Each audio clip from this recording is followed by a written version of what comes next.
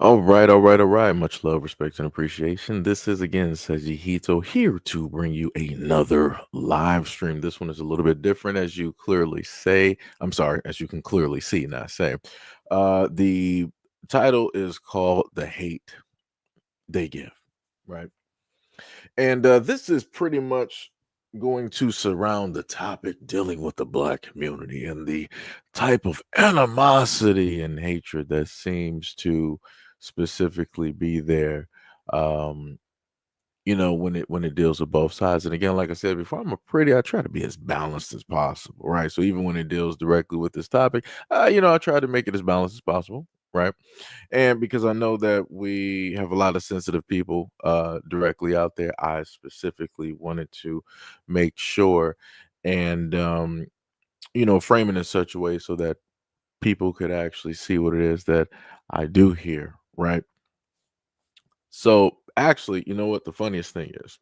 Funniest thing is I'm technically going to address one thing ahead of time. I'm probably going to do this also in a standalone video, realistically. Yeah, I'll probably do it in a standalone video if I can find this right here, right?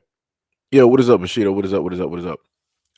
So in a previous video that I actually gave you guys, where again, as I stated before, I advocate for things directly out here, and I want things to get better. I had a person that pulled up to the scene, obviously trying to get some type of brownie points, which to me did not make any type of sense because, to my knowledge, I don't know any women that were, directly looking for this guy, and that's specifically trying to, you know, sleep with this person. So this person decided that they wanted to slightly somehow, some way go off on me in the comment section by saying this when it dealt with the video, right? So this is case by case 7750. Hold on, brother. I need to iterate some things you said. They're still going to try and blame men. Sir, the perpetrators are the men. Um, I would have shared this video had it not been for that statement, sir.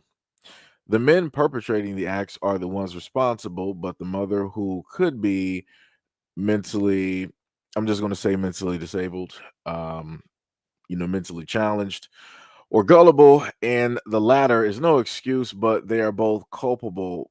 But the men are the problem. They are most certainly problematic. It can even be assumed they are predatory, seeking out women who are slow or who have low self esteem. Nonetheless, brother, you must hold men accountable. This video is dangerous because of your commentary. If you don't change your way of thinking, honestly, I will never watch another video or support this channel again. I will unsubscribe if I hear this kind of commentary, not holding men accountable and trying to solely blame women, even if it is an old video that shows up in my feed. So get it together. You are sounding red pill a little. I won't support this channel, bro. And I'm a man. Fix it. I just want to point out that this person about 2 to 3 times tried to let me know that they are a man. And then while speaking, they try to convey that by using certain types of words and terminology, which is leading me to think that this person is not a man because you're trying a little bit too hard to convey to me that you are actually a man, even though you stated this to me through, your whole paragraph. The other thing that I stated in both of the videos that I placed directly up there um, was the fact that the men who do this need to be held accountable. Realistically, those men should not even be here at this moment in time. It's like I don't know how many times I have to say these type of things, and to still see people in the comment section acting as though, and I'm talking about you got this person here, and then I've seen some women as well too, try to make it seem as though that I'm not placing blame directly on the perpetrator. I'm a little bit confused directly by that. And then I'm highly confused by this person here wanting to levy any type of excuse, basically trying to say that, oh, well, the women out here are stupid. They don't know exactly what it is, and those predators are basically preying on that. All women are not like this. I'm not sure where the branding or category that this person is trying to reference directly from. You're trying to say that, number one, that uh the women as well could never, be perpetrators, when in fact you have women out here that are perpetrators. This is why I specifically made sure to highlight the fact that the main woman that was working with CPS, she is one of the ones that would, in a sense, be body blocking or allow these things to basically happen. That is a woman. She is not deaf, dumb, blind, and stupid. She was specifically stating that, yes, we're going to put her back in the exact same house of which all of these horrible and horrendous things and many more things have happened directly to her. But on the positive side, the perpetrator, the male perpetrator, right, who did this to her, he's out of the house. But again, the only reason that the perpetrator is out of the house is because of the godmother that is seeking protection for that child, right?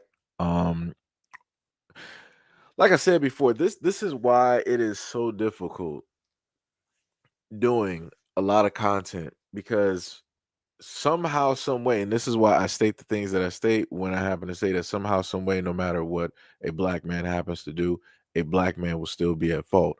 Anytime I see these comments, I'm still being blamed. It's like, you're not doing enough. You're not speaking out enough. You need to reword it this way. You need to talk this way. You need to use this type of definition. You need to stop referring to this. You need to put more responsibility on this. You need to put less focus on. It's like I said before. This is why you hear me say this so often in a multitude of videos whenever I happen to place videos up on this platform, or even directly in live streams. Because again, like I said, I'm showing y'all the comment irregardless. And I promise you that I've showcased, talked about, and tried to support a variety of things directly out here, more than this person even knows about. I'm pretty sure if I were to look on this person's channel, if they even have one, that they're not even talking about nothing. Nothing is even happening. They're not bringing awareness to anything on social media, but yet they're sitting here to critique me on how it is that I'm talking and what it is that I'm specifically stating. And this is again how I know that a lot of people who come directly to my channel don't even fully watch the videos or even try to see if I put up a part two or a continuation of the video. Mind you, I also do live streams as well too. Like I said, none of these people happen to show up whenever it is that I'm doing live streams. They never, all this talk that they want to sit up and do in the comment section, they never pull up to the scene during the live stream to sit up there and start talking. And I want to showcase to a lot of people, as I stated before, I need a lot of you grown adults to sit up there and stop telling me that you're about to unsubscribe. YouTube tells content creators if you are subscribed or not. Do you really think I'm dumb? Do you really think that I'm that stupid? Do you really think that I'm trying to like really clamor, for you to sit up there and subscribe? Nah. A lot of times, a multitude of times in videos, or whatnot or whatever, I don't even tell people to subscribe. It's like, it's whatever. People are fickle. They do whatever it is that they want to sit up there and do. Realistically, my moderators do the utmost to try to tell people like, yo, subscribe, hit that like button, this, that, and the third. They do it more than I do, because I've pretty much just given up on that whole thing. I'm like, whatever. Because like I said, I get stuff like this every time where people want to try to pull up a bat signal. It's like, oh, I'm standing up to Seji. I'm going to sit up there, unsubscribe. I'm not afraid of this content creator. I don't care. You didn't stand up to nothing. You didn't sit up there and say anything. And again, if you don't like the way of which that I talk in any of my videos when I'm talking about any of these topics, fine, then just block me. I tell people this all the time. I don't care if you don't want to subscribe. I don't care if you don't like me. It's cool. I just talk about it because I can make money off of it. Just to be frank, just to make it clear. It's like, I really don't care. And then on top of that, it's entertaining for other people. That's it. That's realistically it. It's entertainment. Like, I don't care. You're another adult telling me that you don't like me. Okay, cool, bro. Or whatever you are. That's great. Go out there and actually be productive. Go out there and bring awareness. Go out there and actually support a cause instead of coming to me crying. Like, what are we doing here? Like, and the craziest part is, let me sit up there and tell you, shout out to a lot of the women that pulled up to the comment section. At least, when they dealt with the first video. Um, because this is like that's one of the main times that I can, really highlight of recent times where you have fields of women there focused on the topic, focused directly on the topic. This person here is literally the only one off the rails on some whole other type of stuff. Like I said, shout out to the women.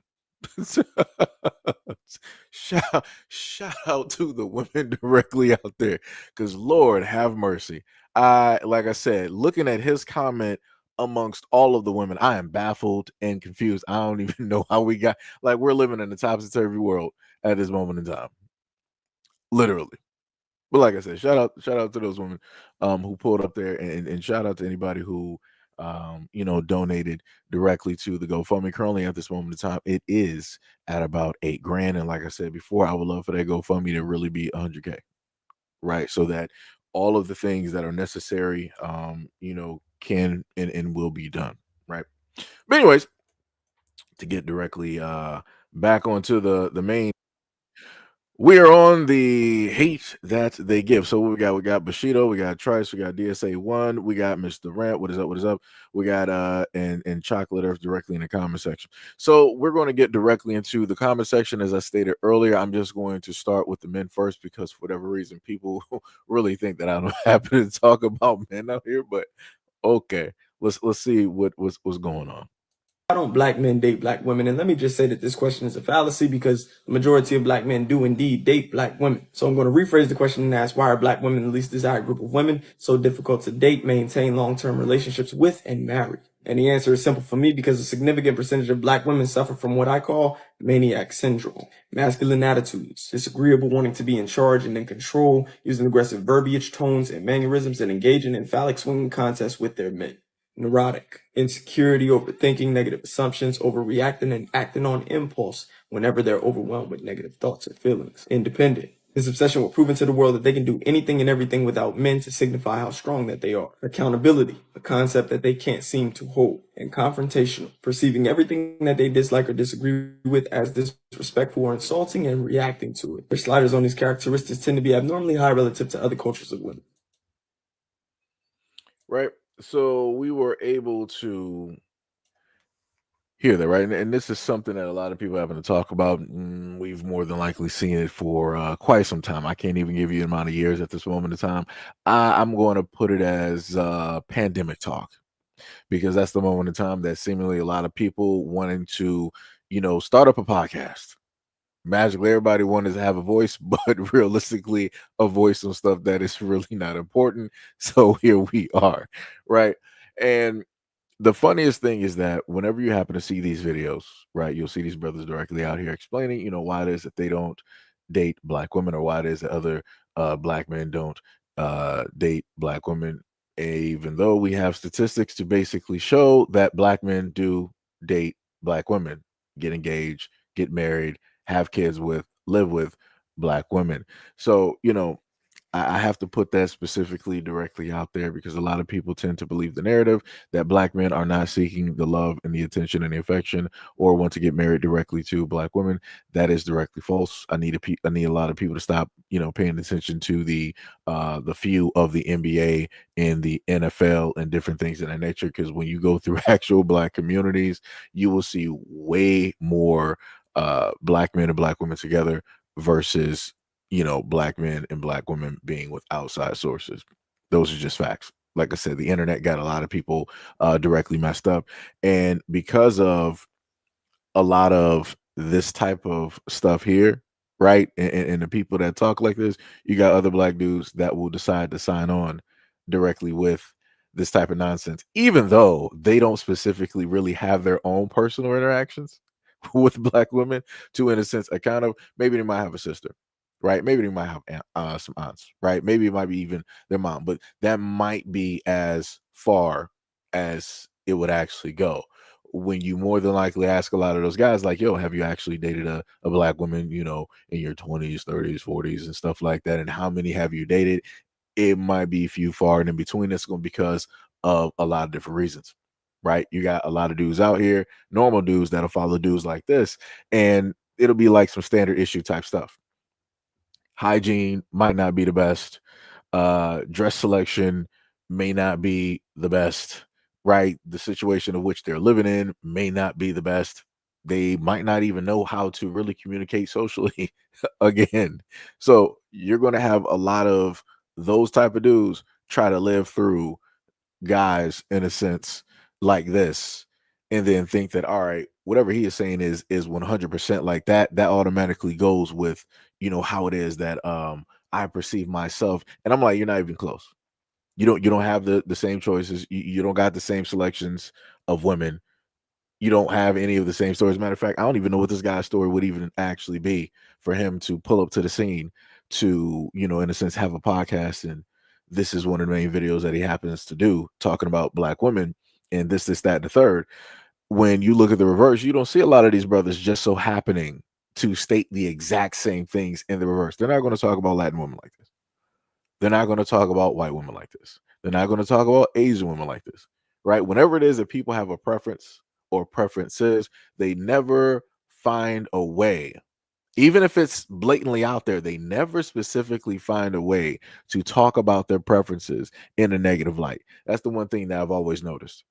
It's easier to sit up there and talk about somebody that you're close to, and especially if you want to technically get away from them, but it's in a sense difficult when it's like you in a sense cut yourself directly off, right? It's like, I ain't trying to sit up and be a black woman, so I'm going to sit up and talk about them. But then these other groups out here, I'm not going to specifically cut myself off on them, and I'm going to be very, very careful on how I critique and come directly at them, because those are my selective preferences and choices, and I don't want to just be left out in a barren, wasteland or whatever it is, just trying to figure out what it is that I'm going to do or how I'm going to live my life with a potential significant other.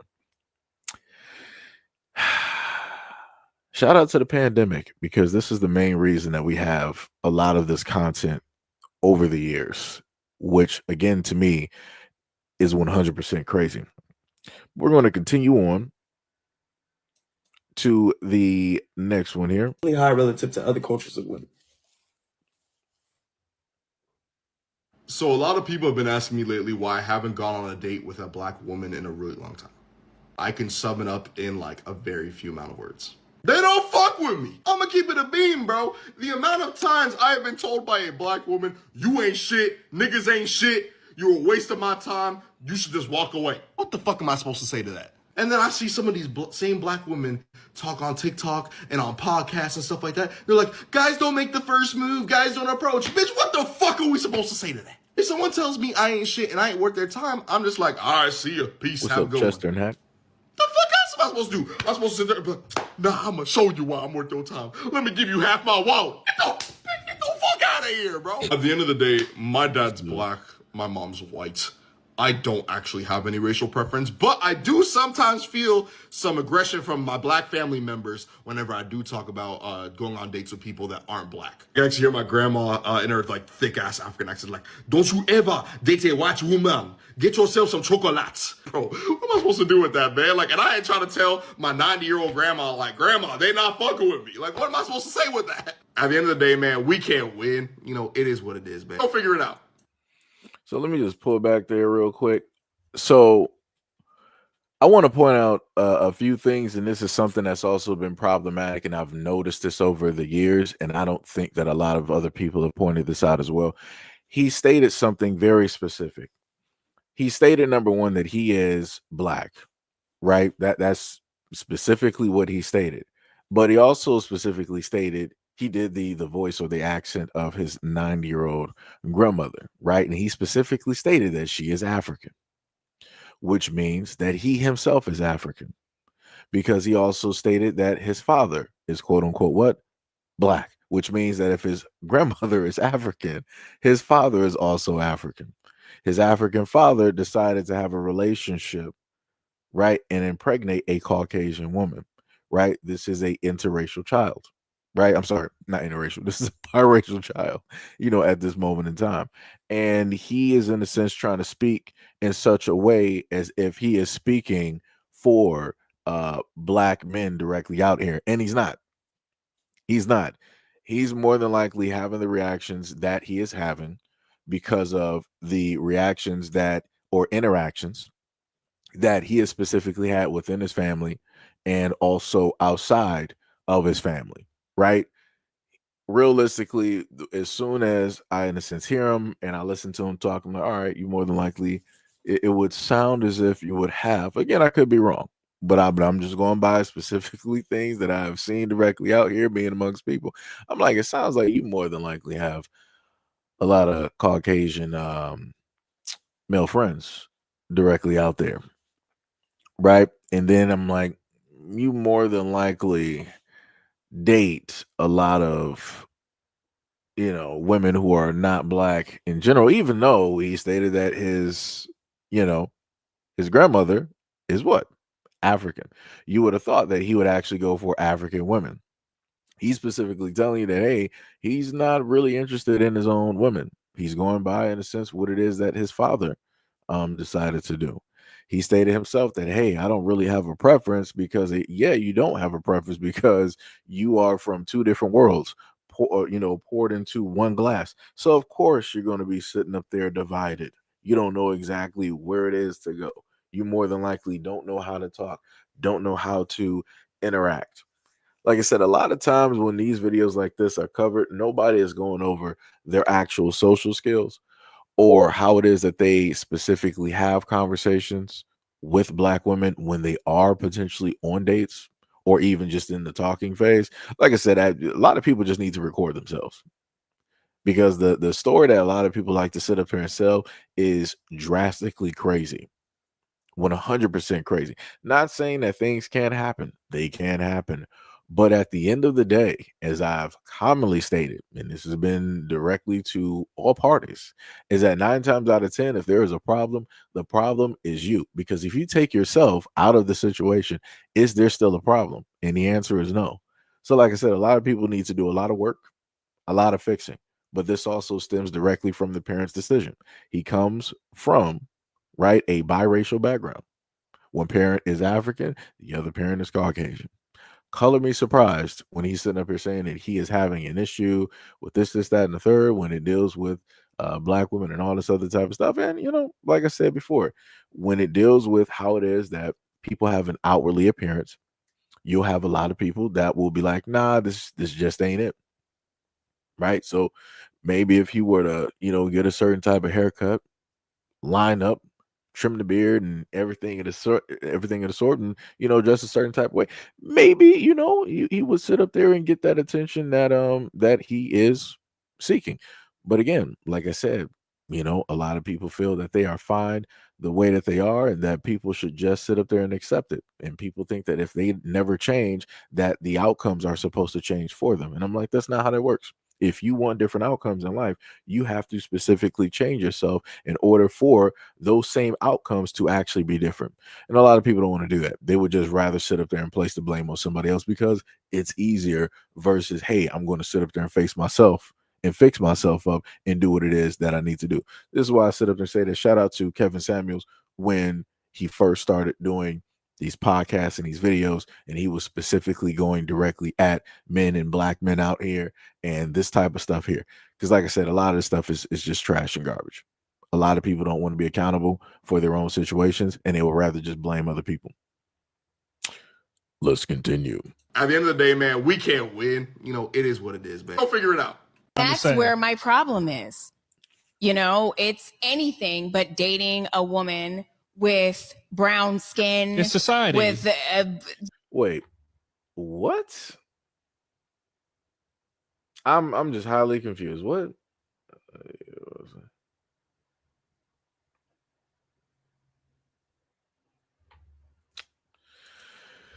So for everybody directly out there, I just want to sit up there and showcase the clownery that people like to sit up, more likely Caucasian. Person basically said that they are allowing you to keep posting this content because they're going to frame you for a hate crime. What are you even talking about? What hate crime? What hate crime am I being specifically framed for? Because I'm talking about the hate that they give, which is specifically dealing with the black community and the black community. Like what? This is why I sit up there and tell a lot of people that people happen to go directly to the shadow realm. I'm pretty sure you don't know where the shadow realm is, right? And then you wanted to say that we're always watching. You are correct. You will be always watching, and you're going to be watching directly in silence. That's what's going to sit up there and happen here in the shadow realm. You go because we're not doing any of that type of nonsense here. Because, like I said, people like to say nonsense and clear cut when you want to focus in on something else. Other people want to be the distractors, right? And they want to try to derail conversations and make it about them, which again makes no sense. More than likely, you're Caucasian. Nobody's even worried about you. Nobody's even focused about you. Mind your business. Well, you got to anyway. So, anyways, black features, black hair. It's like a thing. And it is a thing. And a lot of black men have an issue with that. And it disgusts me that, and I know black men that don't want to date black women that's bars. because they don't want their kids to be dark, or they don't want their kids to have nappy hair, or they don't want this and don't want that. And I just think that is the most degrading as a black woman. And I think I've said this before. You have, it is several times. It's so disturbing to me to hear that kind of stuff as a black woman raising black daughters with black features, with black hair, with black skin. It's like, that's where you miss me as a black man. Like, what the fuck is your problem? Oh yeah, it's self-hate. Right. And I wanted to specifically team that up with this clip that you're going to just so happen to see. And this is a dark complected gentleman here who is a rapper, right? And you do have people out there, and I'm just going to say it as I normally say, you do have people out there that loathe or dislike their skin complexion. This is why there's a such thing as bleaching. This is why people use cake soap and all these other types of things to lighten their skin, because of how it is that they were raised and how it is that they were specifically taught that they were unattractive. So you have a lot of darker complected guys directly out here who feel a certain type of way about their complexion because they were told by their family members that they are ugly, or you are too dark, you're this, you're that, and all this other type of stuff. And these are things that do happen to young black boys directly out here, to young black men directly out here, black men in general. And a lot of people don't want to talk about it, right? Matter of fact, because I'm going to play both of those clips, let me just showcase a clip, and this is from an older show, right? I like television shows because they highlight some of the conversations that are being had, and it's just not specifically out there in that space, right? So let's just look at this. This is an old clip from the early 2000s of Girlfriends. Pay attention. Hello, I'm Del Toussaint. I'm sorry I'm late. I didn't trust the valet with my Lamborghini. We'll just get a drink. I'm actually in a hurry. He just didn't do it for me. What happened? He's too black. Too black? Too black. You mean ghetto? No, I mean too black. Blue, black, coal, midnight. Well, hell. Right. So, and that was from the early 2000s. And that was a show called Girlfriends. And I remember the episode. And I'm like, that's crazy. I'm like, so because the brother was like, is darker, he was not being seen or deemed by her as attractive.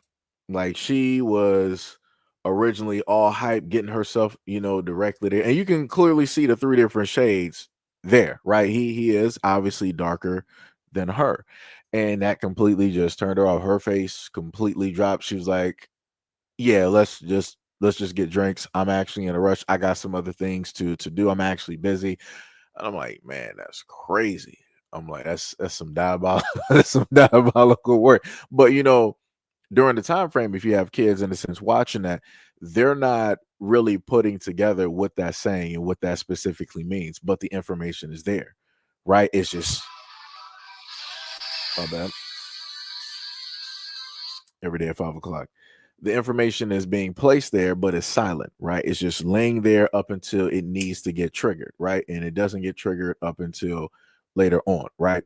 So that's just one instance on, let's say, that type of negative message is being placed directly out there to the young black girls and all that other type of stuff, right? So then going right back to this video here, where we're going to listen to this young man specifically speak about himself, his skin complexion, right? And in a sense, his outlook directly on that. So let's hear it. You know, like that bit pop out. That's what I don't know. Well, yeah, I ain't gonna lie. I know I'm ugly too. You think you're ugly? Little piece, little piece. I still get hoed. Tripping. I still be on my fly man shit though. Well, you know, money makes you handsome. Yeah, And fame makes you handsome too. I know. That's why they be talking about he ugly, but I still, yeah, I already know. But I ain't fuck these hoes. I got a wife. Yeah? Yeah, You wiped up. yeah. Yeah, I don't know though, man. Are you in? Remember, there's the whole Kodak thing about how he prefers light skin girls, because I broke up with he was saying how light skin girls are easier to control, I guess, something like that. Are you on that? I ain't gonna lie. What he say? I'm already black. I don't need no black bitch. Right, that's what he said. So yeah, I ain't gonna lie. I can't have no cut. Like, I know if I'm fucking with you, I'm black as fuck, right? I'm black as shit. Yeah, black is beautiful though, man. So I know if I fuck with a black bitch, we gonna have a black ass baby. So? I ain't with that. Why? 'Cause I'm already black as fuck. So? I can't. No. Well, I mean, this is an interesting thing. You know what I mean? Like, so if you have a baby, you don't want your baby to be the same complexion as you? Why? This a once in a lifetime thing. What do you mean? Like, this a dark ass shade. They be hell nah. I can't have. Is your mom same shade as you? Nah. She's Hell not. nah. My mom like caramel mocha. Okay, Black so your women dad make is it dark. very clear that they love black. Right. So we heard that, right?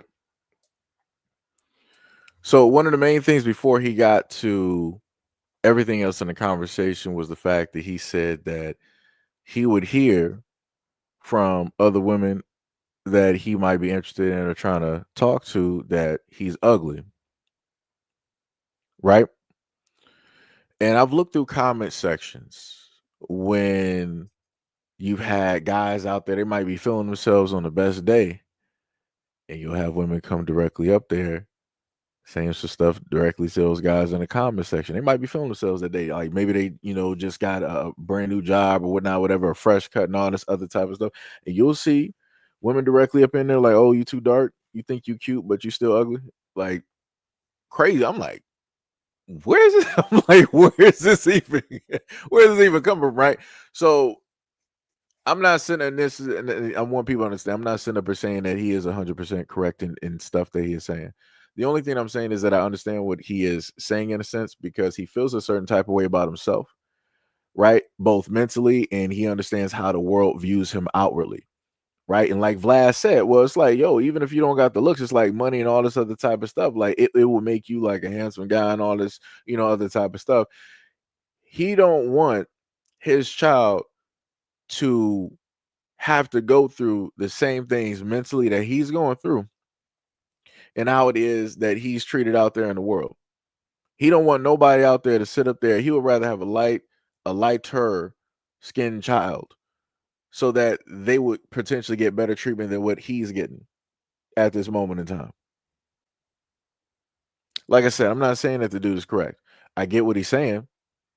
Everything is still ignorant, but I get what it is that he's sitting up there saying. A lot of people don't want their kids treated the exact same way. Like you got a lot of parents out here. If anybody knows older folks that was, born at a certain time, they'll sit up there and tell you, it's like, yo, you dark. Why you so black? right? They'll sit up there and say a whole bunch of stuff that don't need to be said, and that's solely just based off of the skin complexion, and that's within black families, black households, right? But that, like I said, that's only if people want to sit up there and be honest. If people just want to lie, it's like, oh no, everything is perfect. Don't nobody, there's no such thing as colorism and texturism and rah rah rah. Within black households, it's only outside of the households where that starts to get emulated and this that and the third and all this other type of stuff. Like I said, it's wild how a lot of these things transpire and take place. And again, you got ignorance passing on more ignorance. So just like the one record or whatever artist that he was quoting, basically saying that he don't need a dark skinned woman, right? Because he's already black enough. Again, that's ignorance passing on more ignorance, right? People suffering from lack of knowledge, lack of self-love, lack of value, right? And that is rampant throughout the black community. D Money said, I think he's Haitian. No. He probably is. He probably is. Still ignorant though. Still 1,000% ignorant. Still ignorant. But yeah, like I said, it's an uphill battle when it deals with a variety of things directly out there. But the killing part is that even with him being as vocal as he is about how he feels, right? You will still have those women out there still vying and going directly for his attention. But why would they be vying and going for his attention? Because they want money. Because they want money. Like I said, it's crazy. It's like you want people to sit up there and stand 10 toes down on something, but you still can't get people to just in unison be like, all right, well, if we're getting treated this certain type of way or somebody's deeming us a certain type of way, then we need not to go and seek this person's approval or attention, no matter what this person has. And you can't get people to stand 10 toes down on nothing. So this is why guys like this are able to still be with multitudes of women who are in the black community, because people ain't standing on nothing. Like I said, it's some crazy work out here. Like I said, hey, I can't do all the work for people. Can't do all the work. T Money said he got it. Let him play in the snow. I love our darker women. No. That was a combination. You said he got it. Let him play in the snow. I'ma stay out of his ignorant way. Yeah, it'd be like that. It'd be like that. Let's keep going. Is your mom same shade as you? Nah. She's Hell not. nah. My mom like caramel mocha. Okay, Black so your women dad make is it dark. very clear that they love black women, but they do not like us. And that's a problem. And I think the biggest problem is we don't care. That doesn't bother you? That they don't like the behavior that we display? The way that we carry ourselves? The way that we treat each other? The way that we treat them? We're not saying they don't like us as the women, as black women. It's the behaviors, our actions, our personalities, our toxic traits. And we're like, oh, well, it's not my problem. I don't care. How can you not care when there are men, black men, who will lay their life on the line for us, have no problem if we just changed our attitudes? If we stop being so nasty, so vindictive, so mean. But again, we don't care. Why would we care? Why would we care what black men have to say about us? Why would we care about black men liking us? Why would we care about black men protecting us? Right? That's our favorite line. We don't need them. They don't like us anyway. They don't like us because of our behaviors. We can change that. We, black women, we can change that. We can. But it won't change if we don't care. And a lot of people say, well, you can't love somebody and say you can't really love somebody if you don't like them. And that's not true. You can very much love a person and don't like what they're doing. You don't like their behaviors. You don't like their ways. But I still love you. And that's the reality of what it is when it comes to black men and black women. It has to change. It does. So, like I said, I try to make things as balanced as possible. And every now and again, you'll happen to have people that will speak directly on issues. And again, I'll let if a woman is just so happen to speaking, somebody is black speaking directly on topics and issues, I'll let that sit up there and go, because usually I'm like, hey, well, if she's sitting up her saying something, obviously she say she's seeing something directly out there that maybe I might be missing, right? I can't really say much because people automatically want to try to get rid of you and cancel you. Yeah, so you gotta highlight and allow other people to just so happen to say a variety of things out there. But this is the one thing that I will say. To the degree of which people want to reference attitudes and certain types of things when it deals with black women, the same thing that I like to say when it deals with black men, we need to start stating that we're talking about specific, right? Black persons directly within the black community. Because naturally, whenever there is something negative going on in the black community, people generalize and say all black men. It's the black men of the community. But you have a specific demographic, Pookie and Ray Rays and many others directly out there that are of the negative side that always contribute to the main stereotype, right? The main thing that always gets reported on in the news and that gets talked about in the black community, and the main thing that always makes the headlines, the main things that you have, black women out here having very horrible experiences about, right? You have a certain demographic of black men that contribute to that. Just like you got a certain demographic of black women that will contribute to a lot of the things that she is talking about here, where it's the attitude, the this, the that, and all this other type of stuff, right? And things that need to be corrected. Again, just saying, right? There should be boxes specifically placed when conversations, are being directly had. But it be like that.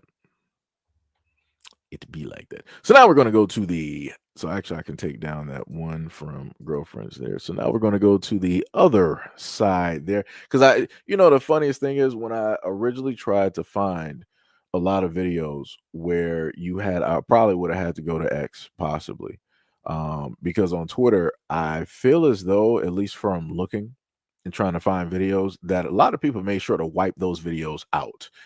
If there was a black guy that had a platform directly out there and he wanted to say like horrendously negative things directly about that are in a relationship. black women, everybody made sure to get them put out of there. Because while trying to look for videos, the main thing that I noticed through the videos is that there were fields of people, right, who were going against the whole narrative of whatever black men out there that were saying this, that, and the third. Like you had white dudes out there, you had other black men out there, you had other black men of other demographics directly out there, you had black women out there, you had black women of other demographics directly out there, and then you had some other women, right? You had all of these people using their voice to basically speak and be like, these other dudes saying all of this nonsense is, straight clownery and all this other type of stuff.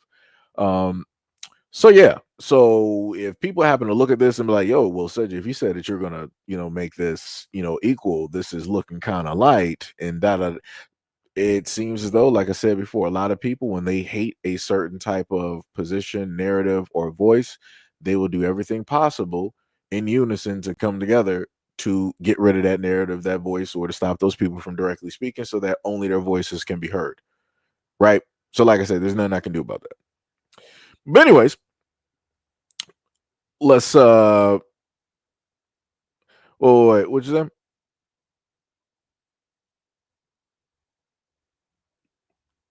Oh no, Miss Durant, that's Mo. that's, that's Mo directly in the chat. That's Mo directly in the chat. Rose B said, hello, I'm new. Hey, much love, respect, and appreciation. What is up? What is up? What is up?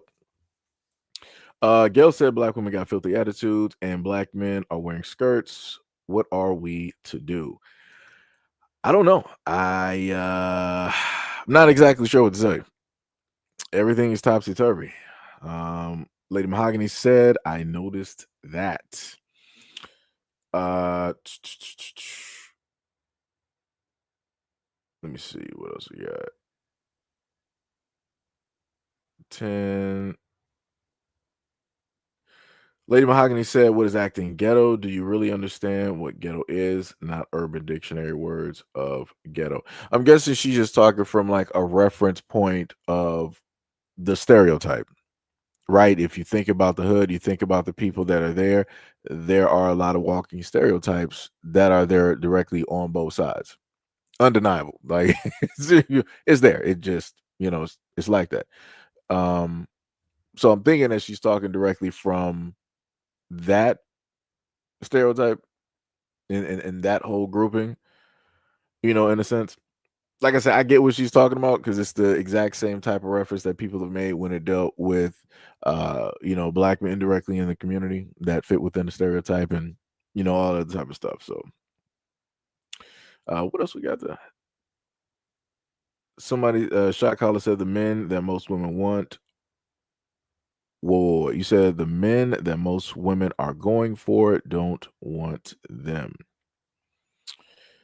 What else we got? Joshua Jones said, "I never personally seen a black man wear a skirt. Without a doubt, I've come across many black women with disgusting attitudes."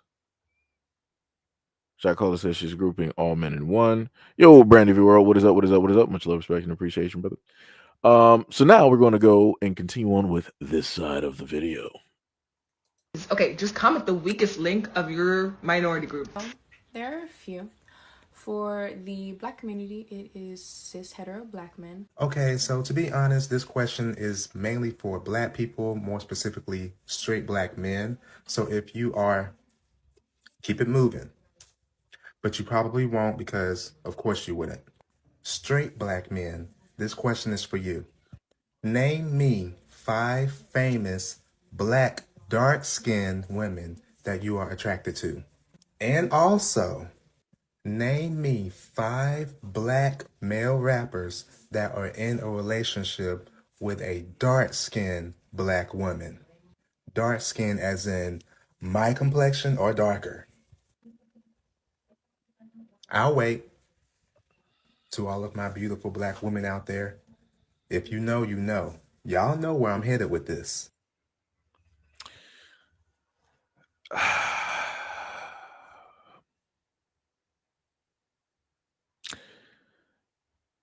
I want people to understand, whenever I hear these questions and they specifically want to point this directly towards black men, I've noticed one main thing that everybody always says, like, yo, black men, why aren't you guys dating darker complected black women? Like, why are you not looking in their direction? I could have sworn that black women come in all different shades, but for whatever reason, people get online and they're like, no, black men, you need to go for the darker complected women. Don't go for women of your same exact skin complexion. Don't go for black women of your mother's skin complexion or your grandmother's skin you have to go darker than that to prove that basically you're not a colorist, to prove that you're not trying to get anything that is close to white. I'm like, how? I'm like, what are these parameters? I'm like, yo, what are these parameters directly out here that people decide to play? And then the craziest thing is that you got this dude here that is sitting up here and wants to question black men.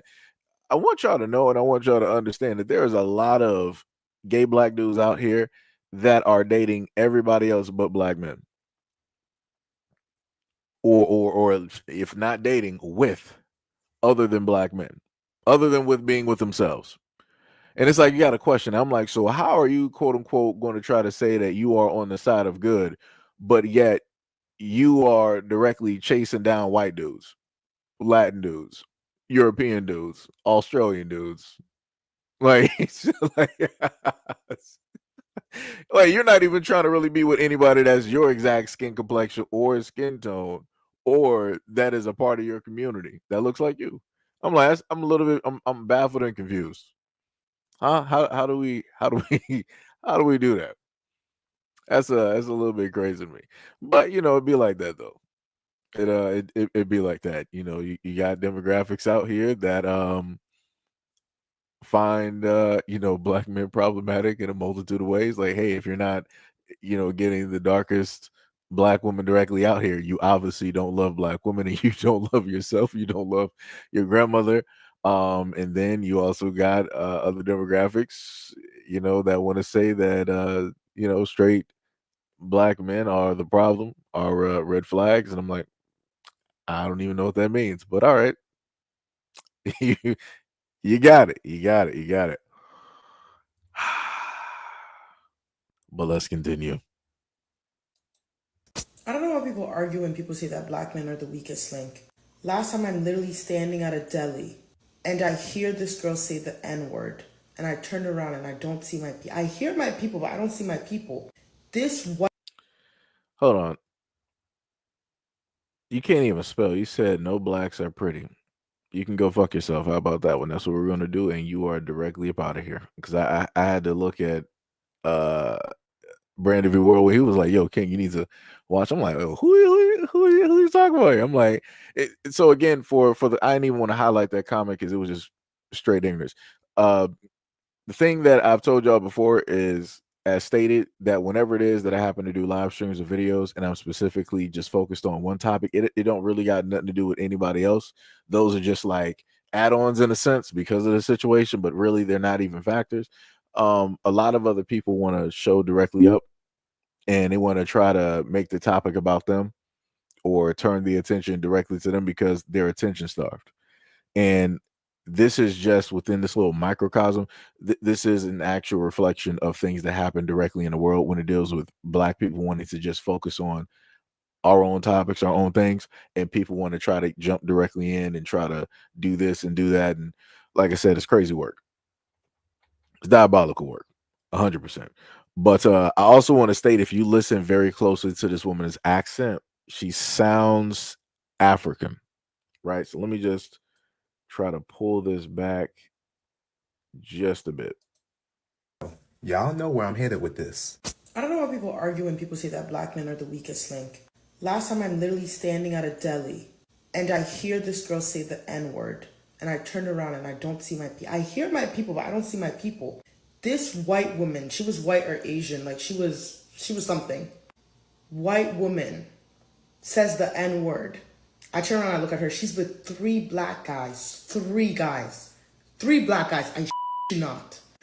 And she says the N-word, right? I look at all of the guys. I make eye contact with one of them, right? And I'm just looking at him. None of them said anything. I literally bursted out laughing. Like, I fully could not contain myself. I started laughing because it's comical. It's hilarious, actually. Like, it is embarrassing. It's embarrassing. It's the fact that none of them said anything is like, that was their friend. Like, they were together. They said nothing. As a matter of fact, they just kept talking to her like that was just a normal Saturday. And because I laughed, once I turned back around, I think she was like, oh, like, wait, what was she laughing at? Like, was she... Girl, I was laughing at you. I was laughing at your dumbass saying the N-word.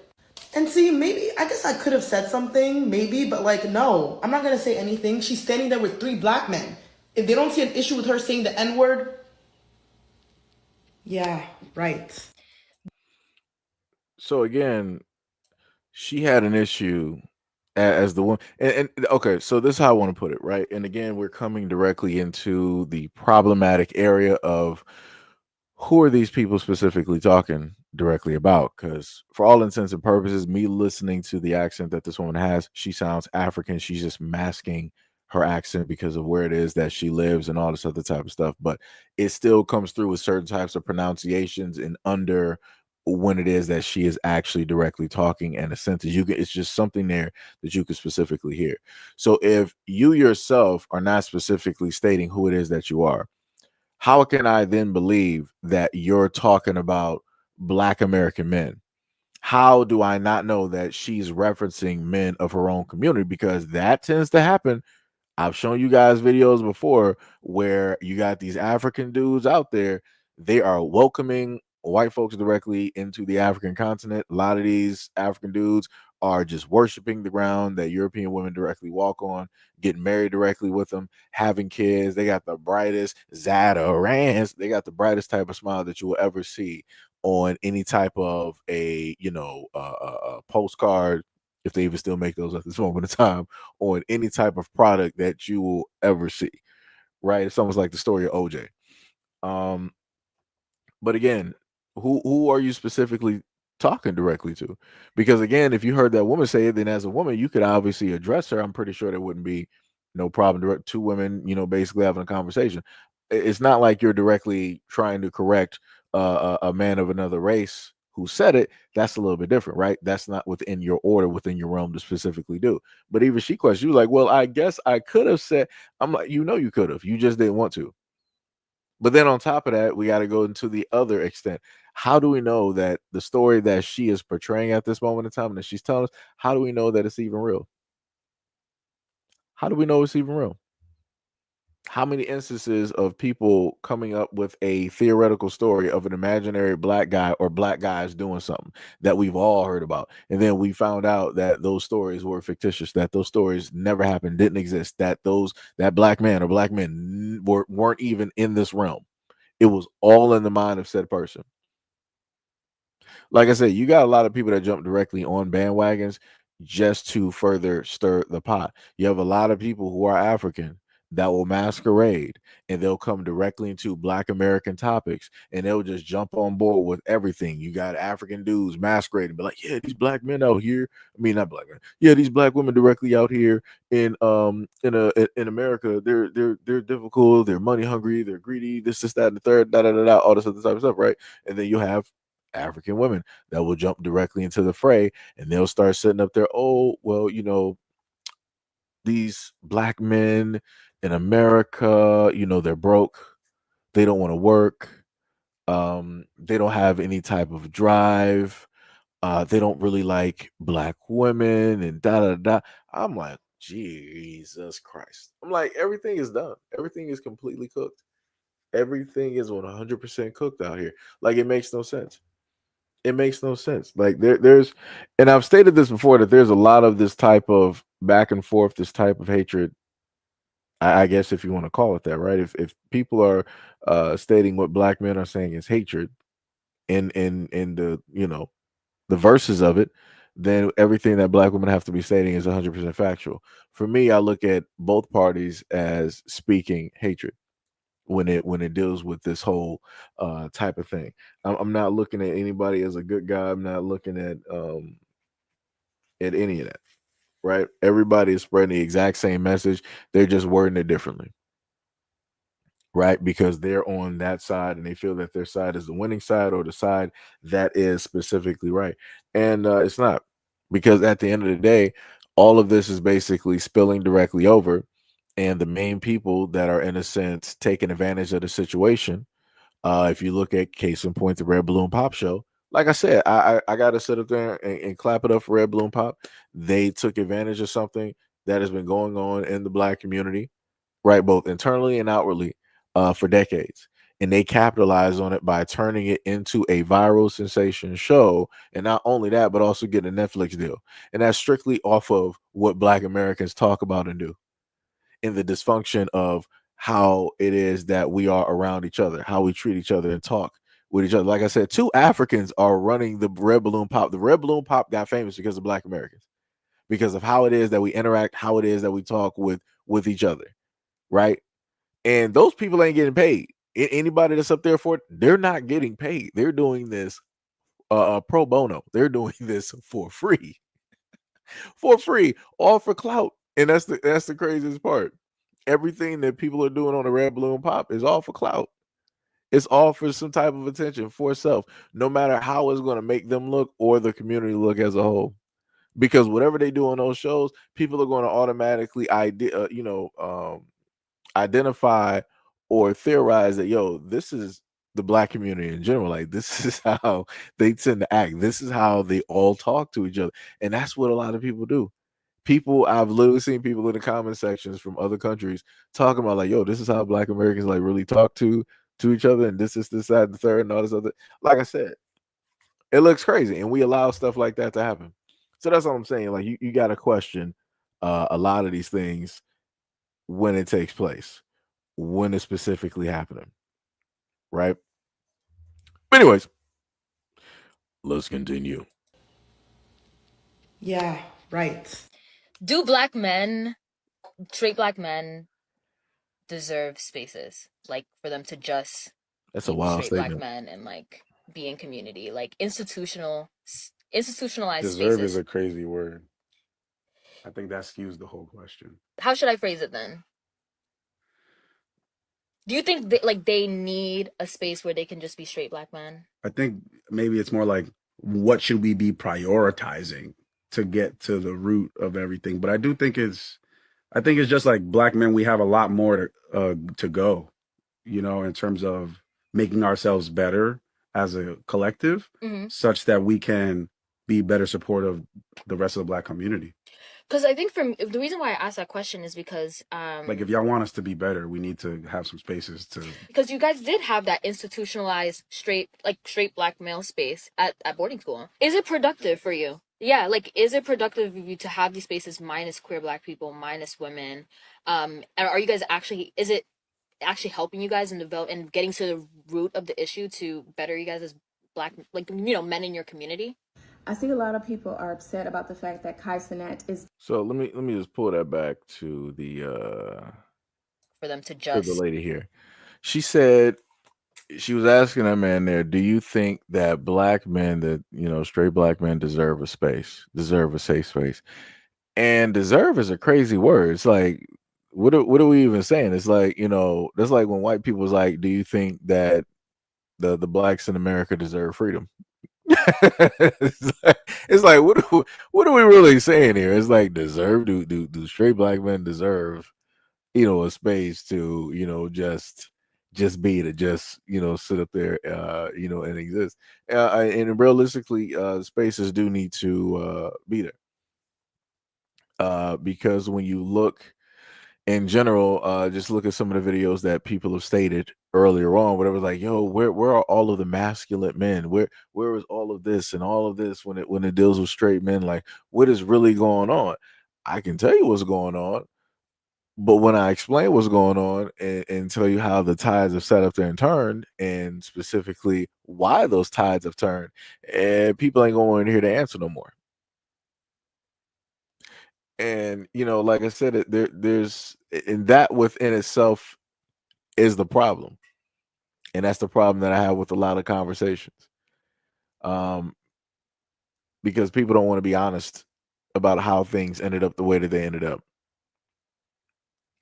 how certain things were pushed, how certain things were deemed as safer. Because all throughout, what was that girl's name that I highlighted to y'all in the video last year? What was it, Doechii? And she was on somebody's show, and she specifically came out of her mouth. She was like, straight black men are a red flag for me. I'm like, huh? I'm like, wait a minute. Wait, what does that even mean? What does that even mean?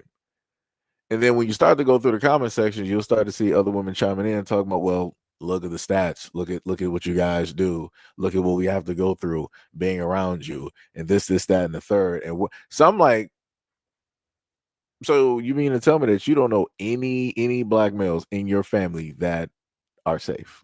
Your baby brother, not safe. He's just some murderer, just waiting to grow up so he can take the first black woman's life somewhere in the family, right? Unborn black male child in your family, he's not safe. He ain't even doing nothing. He's not even out the womb yet, but somehow he's a danger too. Right? Not even your black grandfather, 98-year-old bedridden, somehow, some way, he's still like a danger. He's just out here snatching black women's life. Like,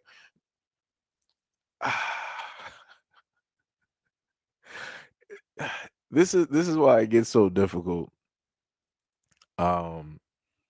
when you want to have conversations, when you want to try to fix stuff, because, and I've stated this to y'all guys before, and I'm going to say it again, no matter what takes place or what's happening, somehow, some way, black men in general are going to be blamed.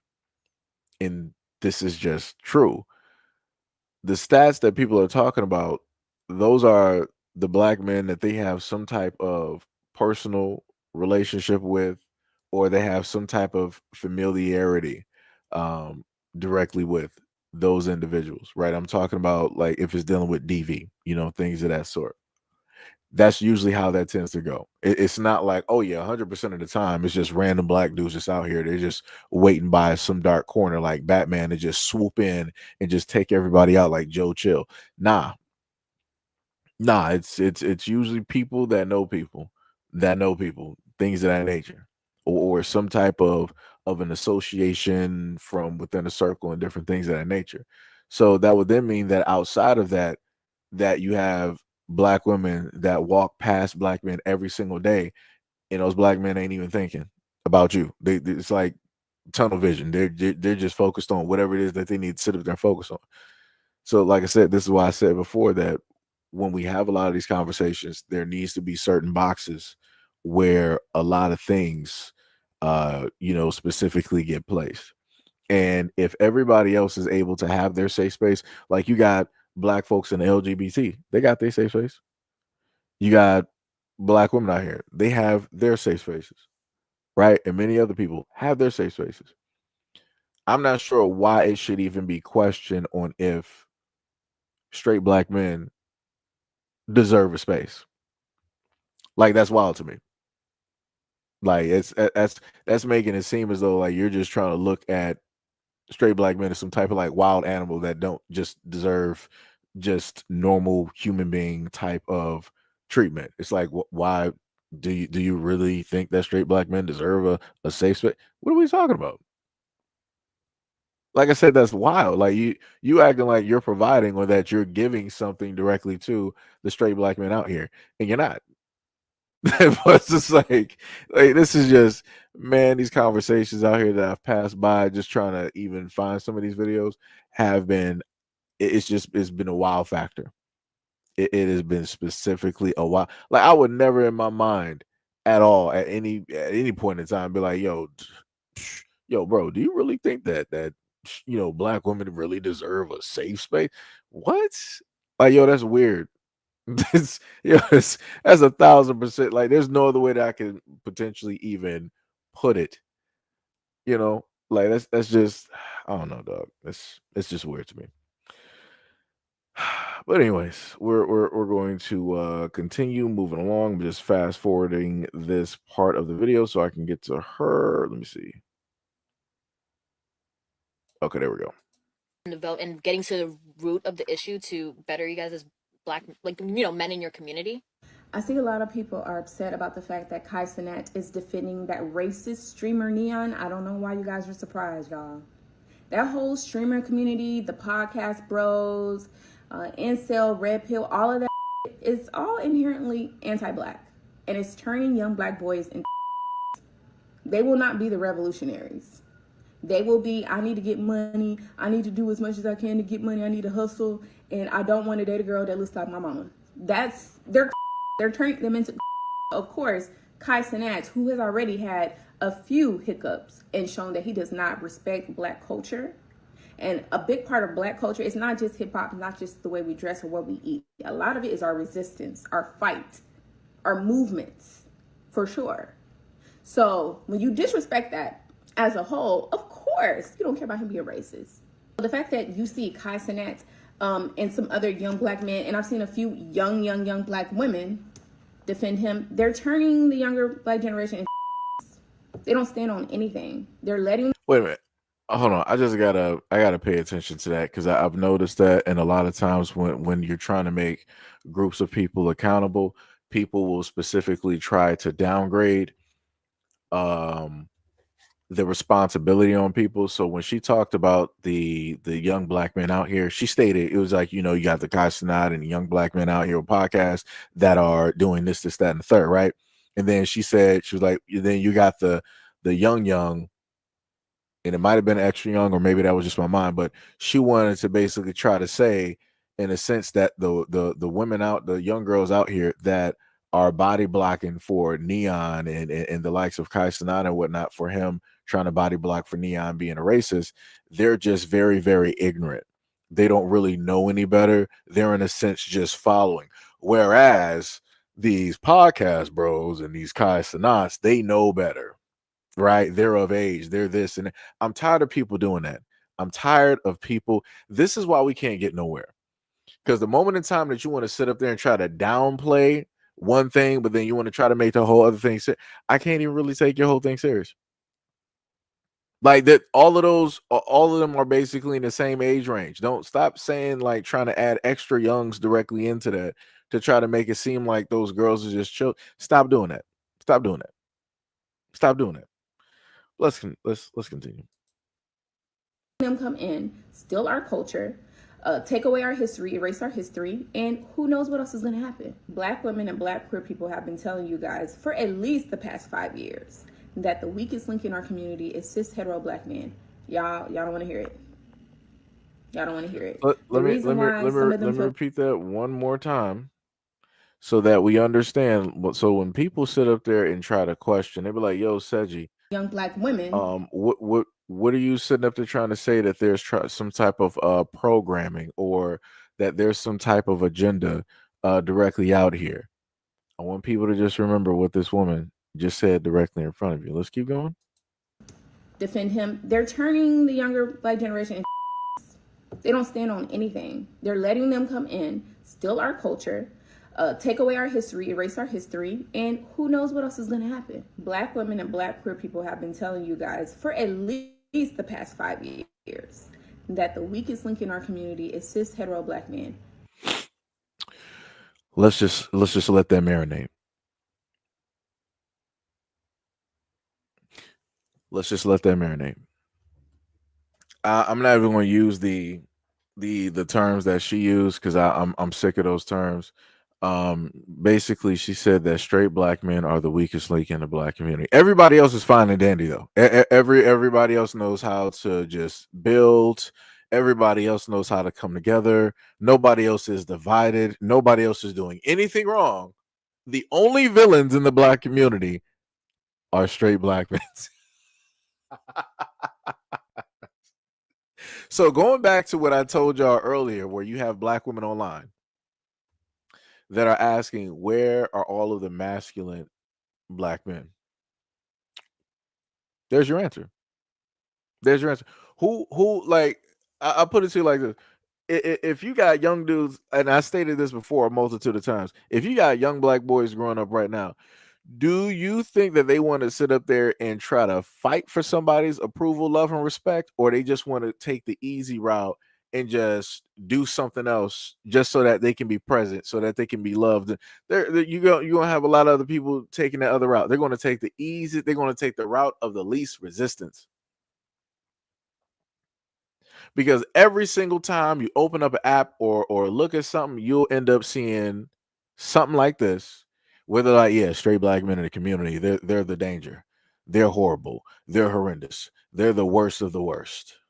They're the villains of the whole entire world. They do the worst of the worst. The Black community would be completely safe if straight Black men didn't exist. That leads to a whole bunch of other things, but okay. Oh, all right. Jesus Christ. Jesus Christ. This is, like I said, you had Doechii. That's a famous female rapper who came out there and said that straight Black men are red flags. And now you got somebody basic and normal, everyday woman coming out here and saying, well, the LGBT and Black women in general, we've come out and tried to tell the Black community for 5 years now that straight Black men are the main weakest links and yada yada yada when it deals with the Black community. You got it, champ. Let's continue. Y'all don't want to hear it. Y'all don't want to hear it. The reason why some of them feel comfortable saying the N-word, and not just white people, a whole bunch of non-Black, non-white people, is because some Black man or young Black boy allowed them to say it. Y'all let them get away with the racism. But when Black women say something, when Black queer people say something, oh, we're doing too much. Y'all let them get away with it. So of course you have Kai Cenat, the biggest streamer, biggest black streamer, who influences so many young black people, defending a racist. Where do y'all think this is going to take us? But y'all so scared of being woke. Y'all so scared of oh, your son might be gay. Like, trans women are taking our identity. Y'all so worried about that. Y'all not focusing on what y'all need to focus on. Right. So I can't make things any more simple than that. Like I said, she said that black women have a partnership, a friendship, a bond, a coalition, with people of a different community, and that both of those communities have been trying to warn not just the black community, but in a sense the world on the dangers of straight black men.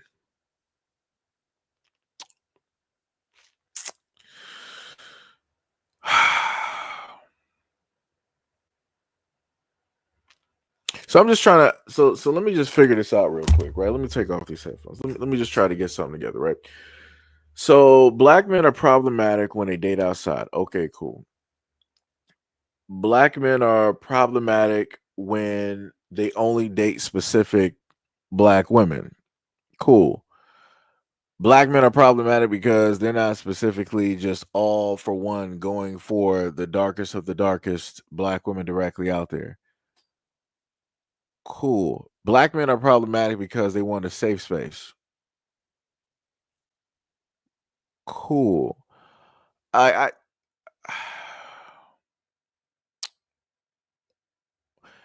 technically I think my brain just cut off. It's like I'm just trying to figure out where to go, how to navigate this, and I think my brain was just like, yeah, we're out of here. Because it's like it's nothing but emptiness right now. It's imagine like a dark pond at the darkest of nights, no lights at all, and it's just like a drop of water, and then you just got the waves. That's it. That's pretty much how my mind is at this moment in time. The hamster has left. It is clearly on vacation at this moment in time because it's like it gets to the point where you hear this stuff so many times that it's like, what's the use? Why try to like even okay, because I'm trying to get my words together. It's like I'm at the point in time where it's like as a black man, you are trying to prove to other people what it is. How do I put this? You're trying to basically get the approval of other people, and you're trying to disprove their theories about you. But it's like even if you work on disproving like two or three of those theories, like hey, you love black women, hey, you love the black community, hey, this is that. People be like, but how do we know that you're not a danger to children? How do we know that you're not a danger to black women? How do we know that you're not a danger to queer people? How do we know that you're not a danger to the elderly in the community, right? Or how do we know that you're not going to do whatnot or whatever 5 years from now, 10 years from now, right? Like Jesus Christ, this is the toughest fight ever in life. This is the toughest battle. Like you literally got two groups that are like, yeah, for years we've been trying to warn the black community about these straight guys. Yeah, I ain't want to listen to us, brother. Woo, Jesus Christ, Jesus Christ. Somebody said, is she Haitian or African? I don't know. I don't even know. I couldn't even tell you. I don't like it gets to a point where I sit up there and look at a lot of these conversations online, and I'm like, if I had the Dragon Balls, like let me just like wish to be like a Namekian or something. So, like let me just be away from the whole situation because I'm like I'm fighting everybody at this moment in time. I got to sit up there and fight the world on how it is that they perceive black men to sit up there and be. I got to sit up there and fight immigrants here on how it is that they got a perception of black men here. I got to fight the media. I got to sit up there and fight the government. Got to fight the police. Right, and then I gotta fight people within my own community. It's like, dog, it's like, nah, it's like let me be anemic. I'm good. Let me be anemic. Let me whole skin is green and everything. I'm good. I'll be out there like Stretch Armstrong. I'll be good. I'll just be aura farming. Got my my cape and everything on and my cap. I'll be cool. Shout out to the Namics. Shout out to the Namics. It'd be like that. It'd be like that. Somebody said her head is an immigrant. That's crazy. Yo, radio, what is up? What is up? You said I was wondering why every time I go somewhere and finally see a melanated woman and she's rolling her eyes at me or frowning, it's these weirdo black immigrant women out here overrunning the place. I mean, yeah, that is true. That is true. Just like I said before, it's like, you have to question a lot of stuff directly out here whenever it is that people are actually speaking negatively about the black community, because you do have a lot of people masquerading, and that's how easy it is to, in a sense, ensnare people and to help with a quote unquote divide. That's in a sense there, or to cause a divide, because again, you got a lot. Like, the craziest part is when you think about a lot of these melanated immigrants that come from, let's say, Africa or elsewhere, and they're here in the United States, or part of here in the United States, right? They're a minority, number one, trying to be part of another minority, and then further placing themselves within another minority, right? And it's crazy how that works. And it's crazy how, in a sense, the people's closest to you could be the same ones trying to cause you the utmost harm, quote unquote, or, use some type of disparaging statements, directly against you. And trust and believe, I done ran across videos of gay black men all over TikTok talking about straight black men, all those conversations, and specifically saying that either, number one, straight black men are either secretly gay, or straight black men just don't like women in general, and then still they're secretly gay, or they're just gay. It's like Jesus. You can't win. It's just like, Lord have mercy. And again, I'm not sitting up there saying that I'm agreeing with any of those guys out there that decide to put any type of hatred out there towards black women. That's not what I'm saying. What I'm saying is that you got people from all of these different areas coming out to basically say something negative about black men, when specifically they should talk about the specific type of black men. But like I told y'all before, that's not going to be the thing that's going to, really get people ensnared and to really get the attention or the stuff that they're specifically looking for when it deals with their content. D Money said, after all of that, then gotta come to wait. You said after all of that, then gotta come to fight her. Can't win for losing. Yeah, you talking about basically coming back home after having to deal with all of this stuff out there, and then you gotta have an argument. Yeah, I get what you're saying. I get what you're saying. Gail said it's sad black men be literally surprised when I speak to them. I'd be like, wow. Nah, yeah. Because Gail, yo, I kid you not. I kid you not. Let me just highlight your comment real quick. And this is me just sitting up there being honest, right? So this is the type of, but it's technically it's more than that, right? It's a little bit other stuff directly added on that. But like I told y'all before in the previous live stream, if I happen to sit up there, unless it's like a cashier, I'm just tunnel direct vision or looking directly at the floor. Like, I am not about to sit up there and even try to make eye contact with people.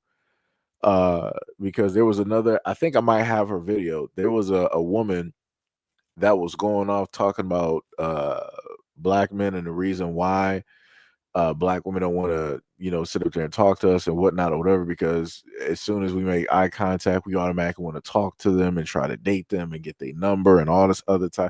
And she was just yelling to herself in the car recording the video. I'm like, I need you to relax. I'm like, there's not a black man around you, at least of what I can sit up there and see. And you're not talking about any black guy that specifically made you angry. So how you are directly angry right now talking about black men is like, yo, that's problematic. You might need to go see somebody specifically, about that, right? And for me, I'm like, and I told y'all this a while ago. I'm like, I got to the point where I'm like, you know what? I'm just gonna do what I'm supposed to do. If I know somebody, it's like, all right, hey, how you doing? All this other, type of stuff. If I see a black male elder directly out there, I might say something. Rare times that I done seen a black woman out there that's like nearby and just started off engaging like, good morning, hey, how you doing? That's how I was raised, right? I'm supposed to do that, right? Because that's what I was raised. I don't do that no more. The only way I sit up there and speak is just like when one of my neighbors, she was like, "Hey, good morning, how are you doing?" I'm like, "Hey, how you doing?" I just kept it moving. I kept it as I said it as quick as possible, kept it moving, directly to the garbage can and went right back in the house. Because I ain't trying to have nobody. Like I said, I ain't trying to see no stories online with somebody trying to say, like, yo, he was trying to sit up there and he was doing too much and he was looking. Nah, bro. No, I wasn't. No, I wasn't. I'm good. I am good. Like I told y'all before, went to the movies, saw a black woman dropped her phone. My first thought was like, yo, let me, rush over and get her phone. And then I had to stop myself. I'm like, yo, I'm a black man. That's a woman. The door is basically about to close and she don't recognize that she dropped her phone. If I proceed to run over there, I might be potentially perceived as a threat. I might potentially startle her. She might get scared because she was a little bit older. So, you know, you gotta think about a lot. Like I said, there's a lot of things, and I'm like, nah, she got it. It's like it's too much. If I gotta think that much, I'm not doing it. I'm not doing it. And like I said, it's sad that I am now at that point in my life where I'm just like, yeah, I'm not going to do the same things that I used to do when I was younger. Because to be honest, it was safer. It was safer to, say hi if a woman was walking down the street. Hey, how you doing? To just, do that. Like just a simple greeting. I wasn't trying to holler at nobody. I wasn't trying to get a number. I wasn't trying to let you know that you look good it was just I saw another human being. Hey, how you doing? That was it. That was it. Like I said. Um you just got to be careful now because you say hi one time and you're now as a black man, you'll be up there on the TikTok story and somebody will magically say that you were a stalker, you were harassing, you were following, and you just said hi and bye and walked off. And now it's like a whole 2-part, 4-part series about you on TikTok. Yeah, nah, I'm cool. I am cool. I'm cool. I'm not doing it. Um,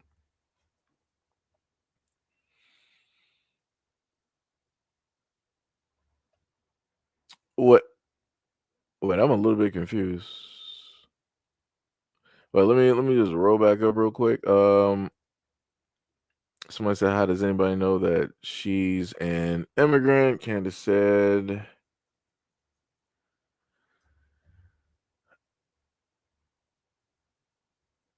"Wait, you said, can a white girl ask a question? Your podcast stumbled over it. Very interesting. I'm confused. White people date different colors of white people. I don't even know what that means. I don't even know what that means." Um, Gail said Africans. Oh, you said Africans paying us back for calling them scratchers. uh Radio said everybody mad because we not giving up the golden magic stick to everyone and everybody. It'd be like that. It'd be like that. Um Somebody said that she can be sued for defamation. I'm a little bit confused. I don't even know what's even happening. Somebody said, how do you know since you're I don't even know that one. Gail says, speaking of them, haven't led me to believe that they're trying to come on to me. I mean, well, Gail, that's because you got common sense. You know that it's just somebody just being nice, saying a greeting to a whole nother human being, and that there's nothing else behind it. It's just a genuine, hey, how you doing? All right, have a nice day. Like it's just that simple. It's just that. Ms. Duran says I can't remove people out of this chat now because my other phone, somebody in this chat is using my other phone right now, shaking my head. Wait, I'm confused. I'm not sure what you mean. Uh, she said no one knows her ethnic status. Lord have mercy. Anyways, another person said, I know that feeling. Walking on eggshells at all time is tiring. Yeah, it is. Yeah, that is facts. Mr. Duran said it won't let me block people either. Frank said, well, stop calling her. Dog, yo, let me just tell you something real quick. Because you're about to get on my nerves real quick, whoever this Frank dude is. I'm not sure why you're so obsessed on the fact that if black people either feel that a person is an immigrant or whatnot, whatever. I'm not even sure why you're so. Is this like your girl or something? Because at least from what I'm understanding, this person is a part of like the LGBTQIA plus community. So I'm like, it really can't be that. So I'm like, why are you so even fixated and trying to question other people directly in the whole thing about it? Like that's a little bit weird to me. I'm like, you should just move directly on. If you got a disagreement, then it's just that. Like there's nothing else to really sit up there and explain. Trying to tell people stop calling her an immigrant. You about to be seeing the shadow realm in a minute. I'm about to play my trap card. That's what's going to happen. That's what's going to happen. Somebody Raider guard said, as a 56-year-old black man in America in my 20s and early 30s, if I saw a woman I liked, I would step to her. Young men today are scared and weak. Well, let me tell you this. It be like that.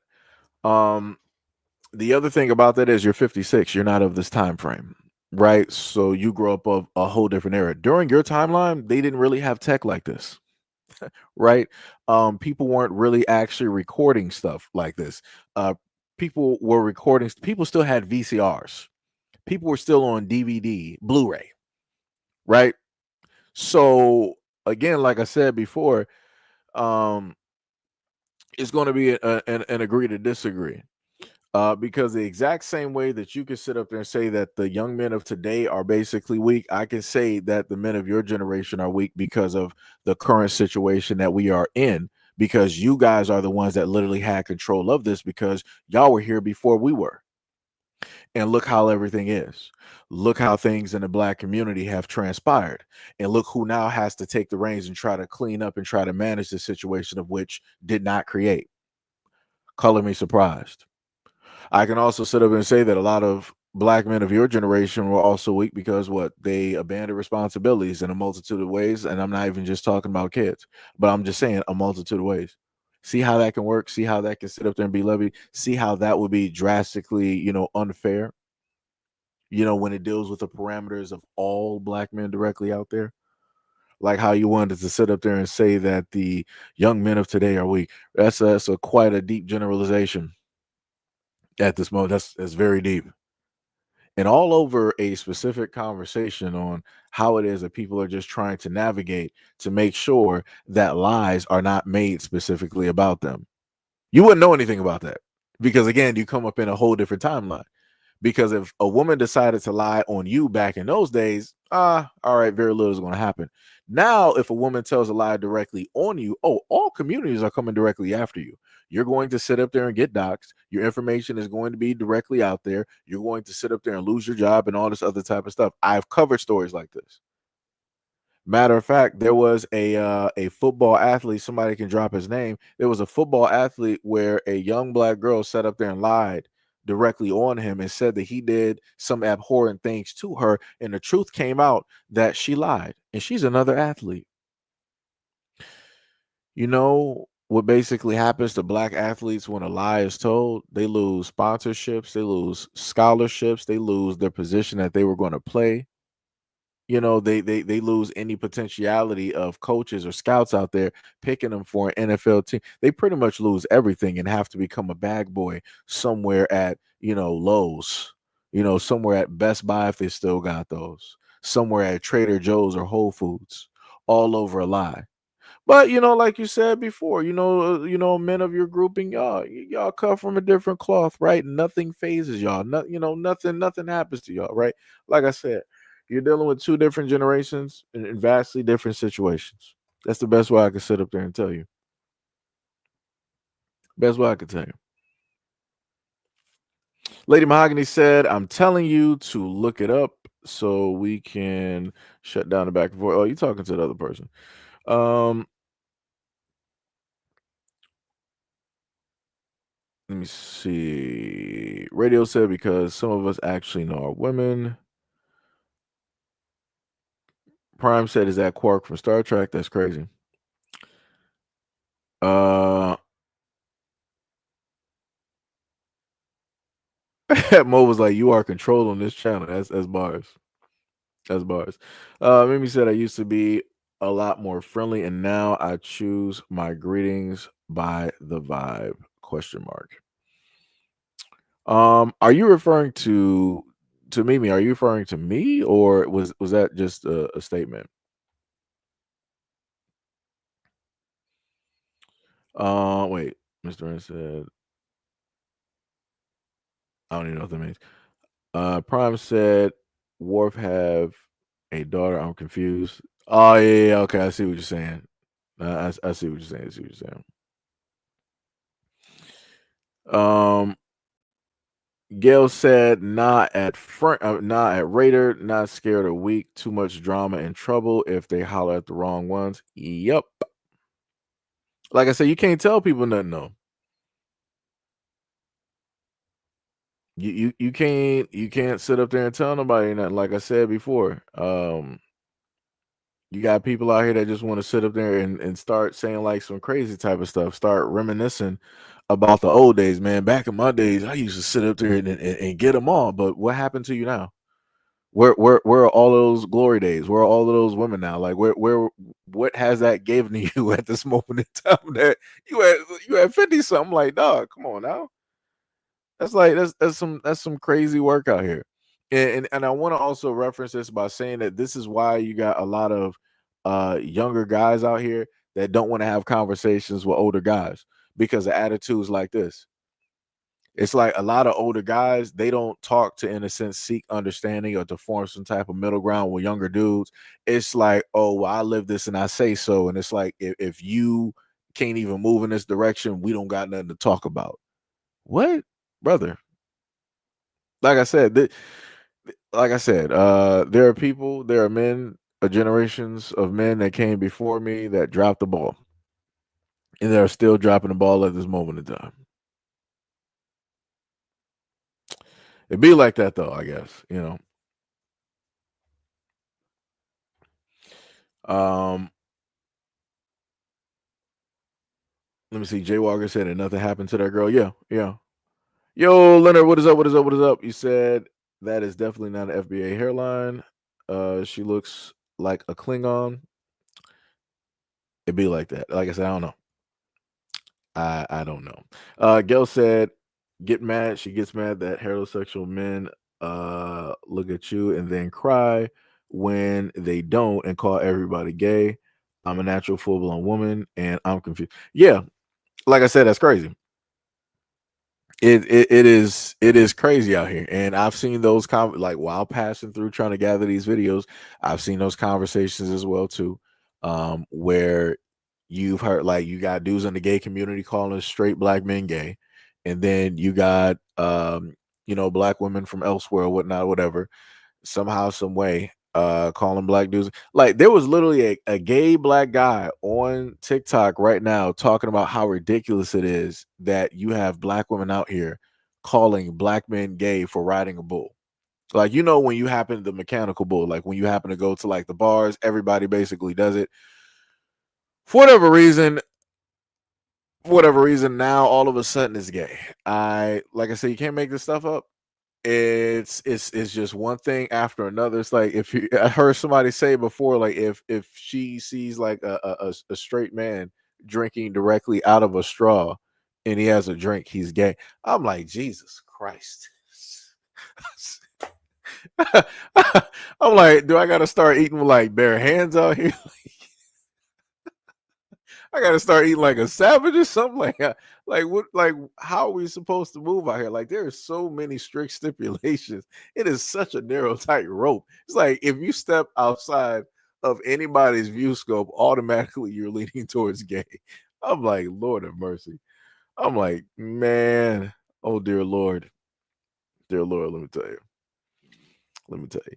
Nightfall, yo, Nightfall, what is up? You said the guy's name was Brian Banks. Got you. Thank you. Prime says he's the man. Hey, much love and much love, respect, and appreciation.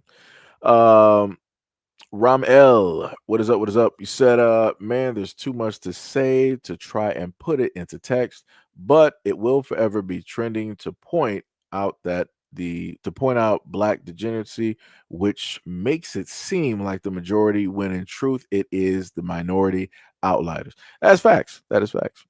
100% facts. Daniel said, "Can I ask a question? As long as it's not stupid, you're fine." Radio said, "Yeah, they definitely dropped the ball, and we cleaning up the mess today." Yeah. Mo said, "Ask any question you wish." Mo's trying to sell tickets. So let me tell you. Daniel said, "Why do most ladies like bad boys more than nice guys?" Um, that is a very great question. My point of view, I mean, some other people can more than likely chime in the comment section. My point of view is that you have a lot of women view the quote unquote bad boy as the exciting one. A lot of women happen to view the nice guy, good guy, whatever you want to reference it as boring, right? And I'm going to just pretty much sum it in that reference. Now, if you take it to a whole nother area where it deals with the bedroom and all that other type of stuff, women tend to choose those guys because they have more experience. Like men are, in a sense, the opposite of that, in a sense, when it deals with that sort of kind of. Women want a guy with experience versus not. And I've given my stories directly on that before. I've literally, I had a conversation with a woman who specifically told me that, oh, that's cute. You're a virgin. This was like when I was younger. It's like, oh, that's cute. That's that you're a virgin and all this other type of stuff. Go out there and get some experience, and then come back, and after that, then we can have a conversation. I'm like, huh?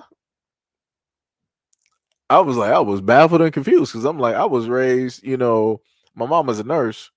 So I'm like, anything that is, in a sense, like untouched is pretty much clean, right? So if you have somebody that's a virgin, that they don't got no STDs. Like it's just, unless some extenuating circumstances took place.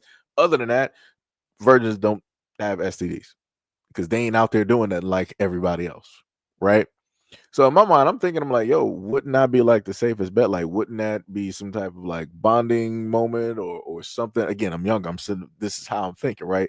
Because in my mind, I'm thinking like relationship, type stuff or whatnot, whatever. She was thinking some whole other type of stuff, right? So again, I understood even looking at high school and even out here right now, those guys, quote unquote, the bad boys, the ones that everybody complains about, those are the ones that's going to get all of the attention. Those are the ones that that a lot of women tend to chase directly after, right? You have a lot of women that will chase after what other women chase after. There's never a point in time where you will see, groupings, gangles of women directly out here chasing a man that no woman is attracted to or drawn to. That just does not happen. It doesn't exist. I mean, I don't know. I feel like the example that I gave was a little bit basic and it's multi-layered. You can more than likely pretty much go in depth. But I feel like because my hamster went on vacation about 30 minutes ago during a part of this conversation, specifically dealing with this woman here, I feel like I can't give an adequate response or at least adequate enough of what I would figure is a good enough response. But this is why I love live streams, because if I can't specifically answer these questions to the best of my abilities, other people in the comment section can, obviously, do that as well too. Kevin says she's a Klingon from Star Trek, The Next Generation. Shout out to the Klingons directly out there. Ramel said the movie They Clone Tyrone shows how Gen X allowed themselves to become artificial products for a system with the purpose of keeping real estate low. Yo, Sham, what is up? What is up? What is up? What is going on? I saw you on your grounded binge. Sham, check out. I'm not sure if your computer can handle it though. Check out Path of Exiles 2. Well, matter of fact, I'll talk after I get done with all of these videos. Just remind me to bring up the whole thing with Path of Exile, and I'll bring up what I was going to sit up there and state. Leonard said, "Fun fact: most of the tethers that say that we have no culture eat cat meat and dog meat and practice open defecation. That is crazy work." D Money said, "We can't do nothing." Leonard up there rolling. Lady Mahogany said, "Nice guys don't announce that they are nice guys. We see good in you at Daniel." Sham said, "LOL, you can't do anything." Yeah, that's true. That is true. Nightfall said, "These are the same types of women that cry the blues when men get passports and find women elsewhere."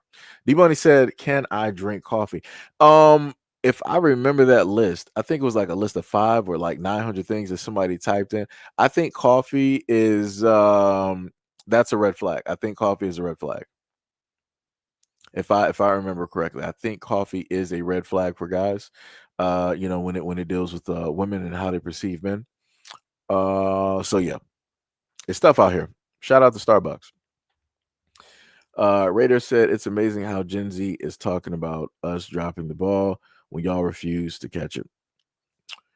The craziest thing is, um, the one thing that I love about a lot of stuff is the fact that a lot of the things that I had to learn as the man that I am today, um, I in a sense had to research, right? There weren't in a sense fields of older men just clamoring to just really give me a whole bunch of knowledge. And I'm talking about black males. There because let me just freeze this in real quick, right? There wasn't, because you want to talk. There wasn't fields of black men just like knocking at the door to be like, "Yo, this is your young brother going. Let me just sit up there and impart this wisdom, impart this knowledge. Let me sit up there and make your track in life a little bit easier by giving you the knowledge that I have." So da da da da. Y'all ain't do that. Y'all ain't do that. Y'all ain't do that. So because I witnessed and I experienced what it is that y'all didn't do or the lack thereof, this is why I created a platform. So any bumps and bruises that I basically have, any life experiences that I basically have, I hope that somehow, some way, through all of the things that I go through and express on this platform, that some other young man that is more than likely wiser and smarter than me can basically look at this, be like, "All right, let me sit up there and look at what Seji did right and what he did wrong." Right. And let me sit up there and figure out a way to manage through and not have the same exact hiccups, so I could just be in the correct direction of what I'm doing right and what Seji did right, so that I can continue on that path. Like I said before, that's what I hope to do. That's what I hope to accomplish. Like I said, I'm not the smartest or the wisest dude directly out here, but I can use my life as an example so that the other young dudes out here can be better than me. And that is my hope. Like I said, I don't know what y'all were sitting up there doing for Raider Guy. I don't know what y'all was doing, but I can tell you, y'all wasn't doing that, because y'all main excuses, "It ain't my responsibility. That ain't my kid. That ain't my child. Why am I going to be worried about somebody else's kid on the street? Where is his father, his uncle, his this, his that?" When you could have sat up there and just been a big brother, right? You could have just sat up there and did something like that. And I'm just talking about men of your generation. Because what people like to do when I happen to call them out, I was like, "Well, you don't know what it is that I did." All right, that's cool. Maybe you might have did something, no problem. But you can't speak for the rest of the men of your generation. I can tell you that one. Let's try that. So, like I said before, because of the lack of what it is that y'all did, I am now doing something that you more than likely could never do and won't do and still ain't doing. So, just like how you said that the generation, the youth of today are weak, right?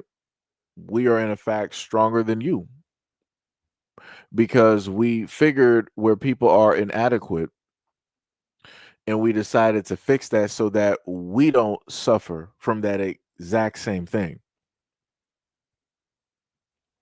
Like I said, I guess that's the difference. D Money said, can do anything other than play 2K, pay bills till I die. Nightfall said, what's good? As said, it's been a while. Yeah, it's been a while, brother. It has been a while. I see Blue Marvel directly up there. The funniest thing is I had an image. I created an image of Blue Marvel fighting the Hulk. And I had that for my Xbox gamer picture, but for whatever reason, Xbox took it down, which didn't make any type of sense. Wild work. Zaire said, hey Seji, how was it going last week? When I tried to tell a joke, to the woman last week, she thought I was a friend when I wasn't really saying anything about it. It was just a joke.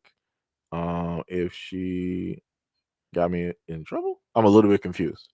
I mean, I did tell you to be careful. I'm like, you you gotta be careful telling jokes, because everybody, will take jokes differently, right? Everybody's point of view is subjective, right? Comedy is subjective. That's the word I was thinking about last week when you explained this directly to me. So yeah, you got to be careful. People will get offended. Some people won't, understand it. Sometimes we got to do too much explaining. You might have to, rework the joke or just throw it in the trash. Stuff like that. So you gotta be careful. Zaire says, so basically I just stay to myself now. Yeah, it'd be like that. It's a work in progress. It is a work in progress, but this is a good time to sit up there and work on yourself, build yourself up mentally and physically, and be ahead of the curve, before you reach 30. So that's the main thing I'll keep telling you, year in and year out. Year in and year out. What was it? Nightfall said, because most bad boys won't let women run them over. Right. Leonard said, my bad, Gail. I'm sorry. Nightfall said, think of it like people who own tigers as pets. The thrill lies in the potential danger. That's bars.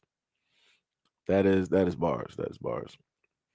Prime said the comment section is kitty. I'm a little bit confused on that one. Vince said, because they are stupid and it's nature.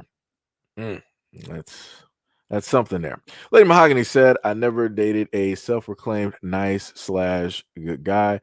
I can see the good in your actions and your character. Oh, okay. Prime, you said Liddy. I got you.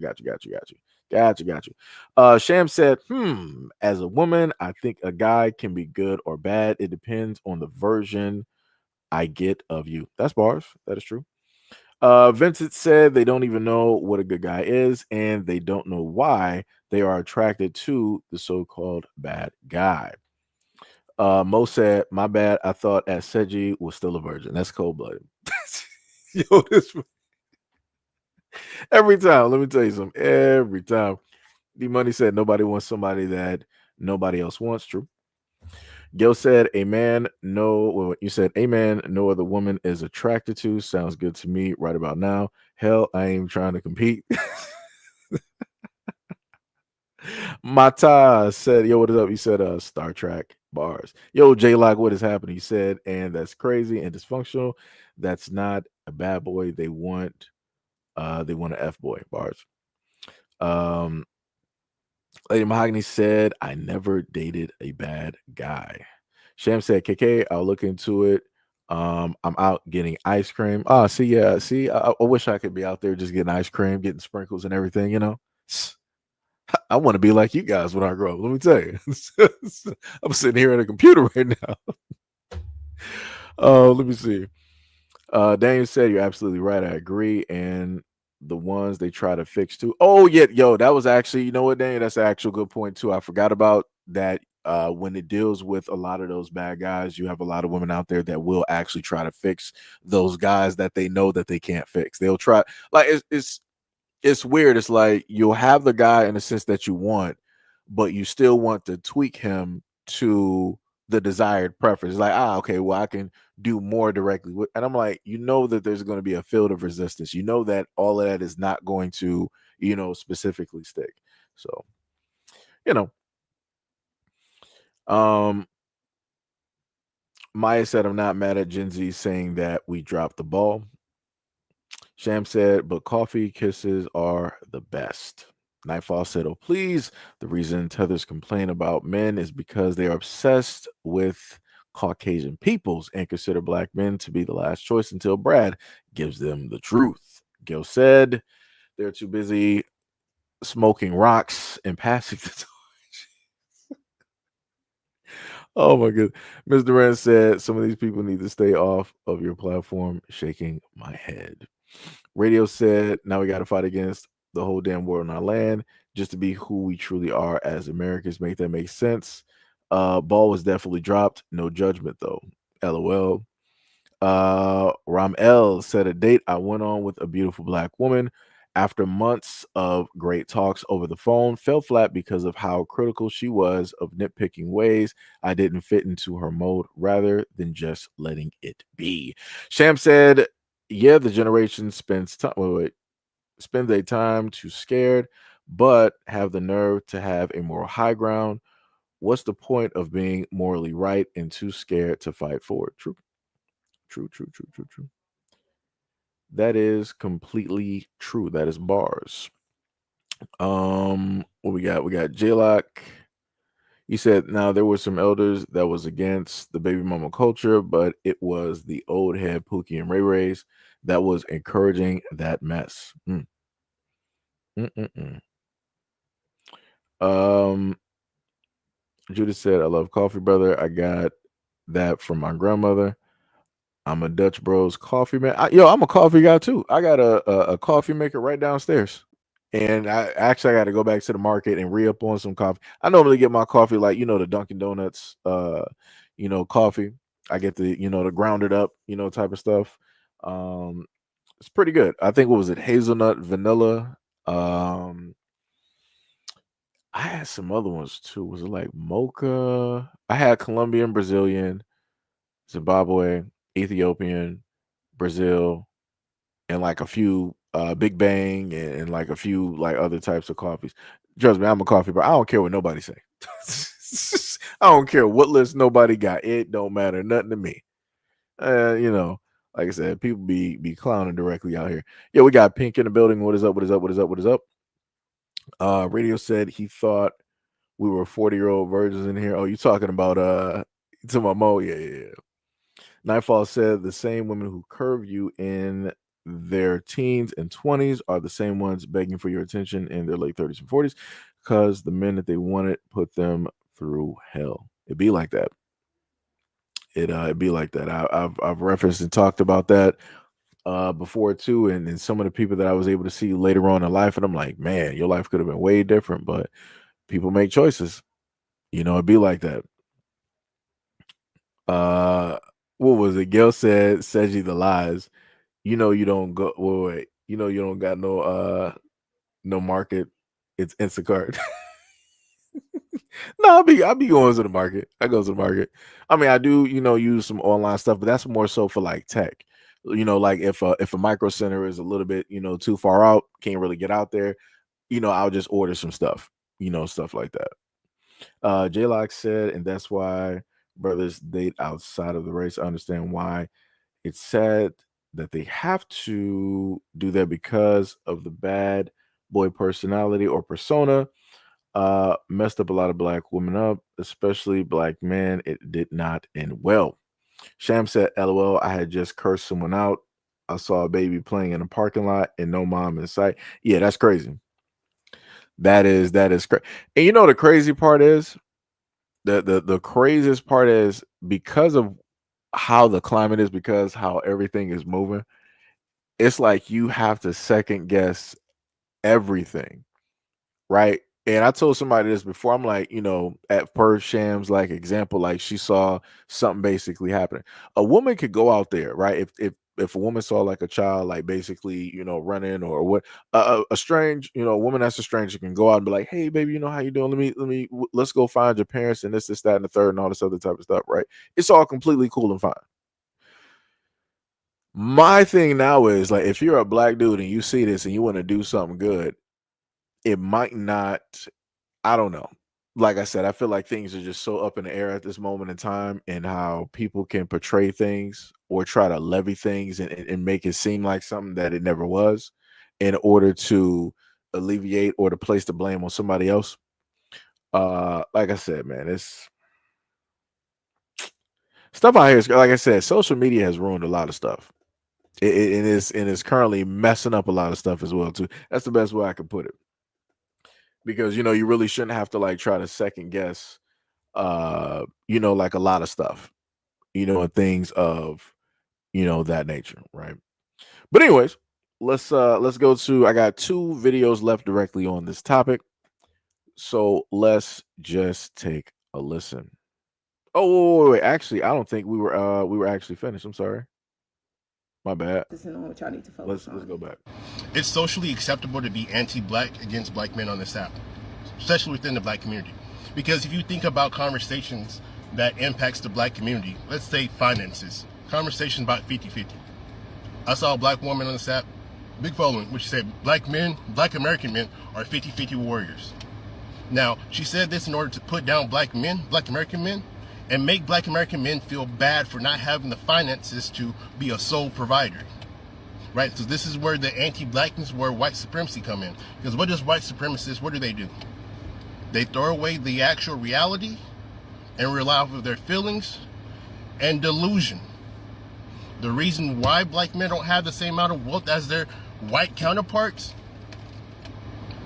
slavery, apartheid, federal government denying rights, like things that are documented, they throw that out the window. Conversations about black men attending college. These people would downplay systemic racism.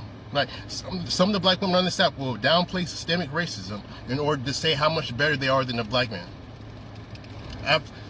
When you're talking about conversation of black men attending college, this woman, she told me, well, yes, we're aware that systemic racism exists, but we were able to get out of it. So it's basically black men are in this position because they're just not working hard enough. What does that sound like? And he pull themselves up by the bootstraps. And that talking point about college, right there, I knew it was simply they hate black men.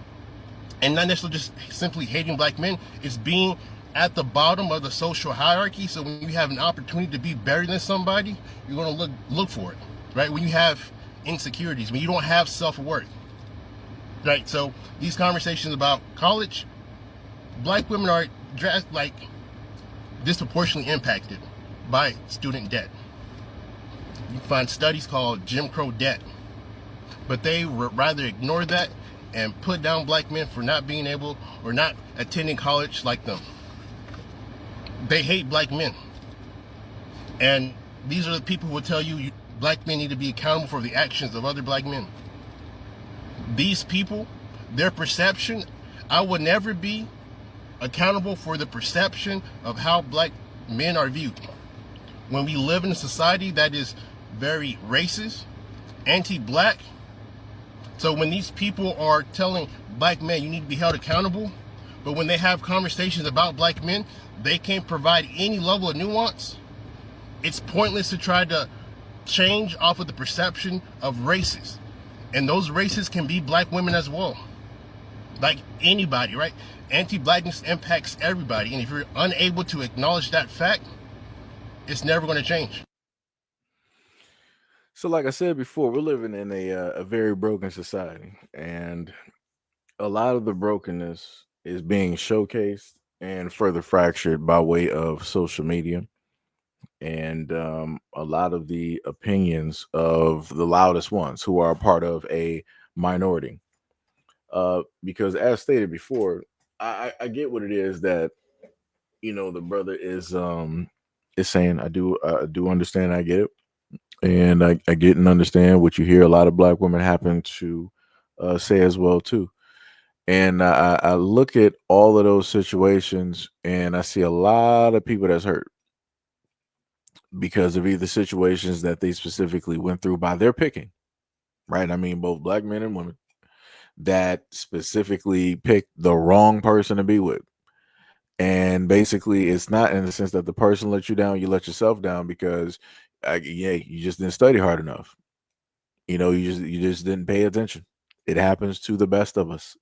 I done told people stories like that time and time again. I'm like, yo, at the end of the day, the only way that negative things can, in a sense, happen to me by those examples that I gave is because, in a sense, I allowed it, right? And maybe I did not do enough studying myself.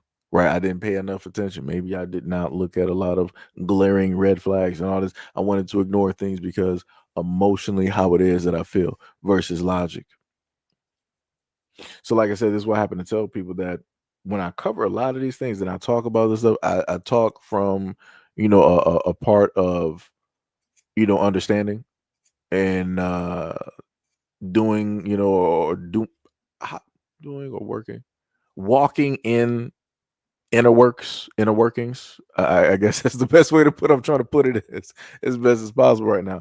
But whatever actions I happen to talk about, pretty much committing to those actions, not just in the sense talking about it, but committing directly to those actions. The exact same way that I was explaining when y'all saw me talking to what is it? The one guy that popped up on the screen talking about Raider.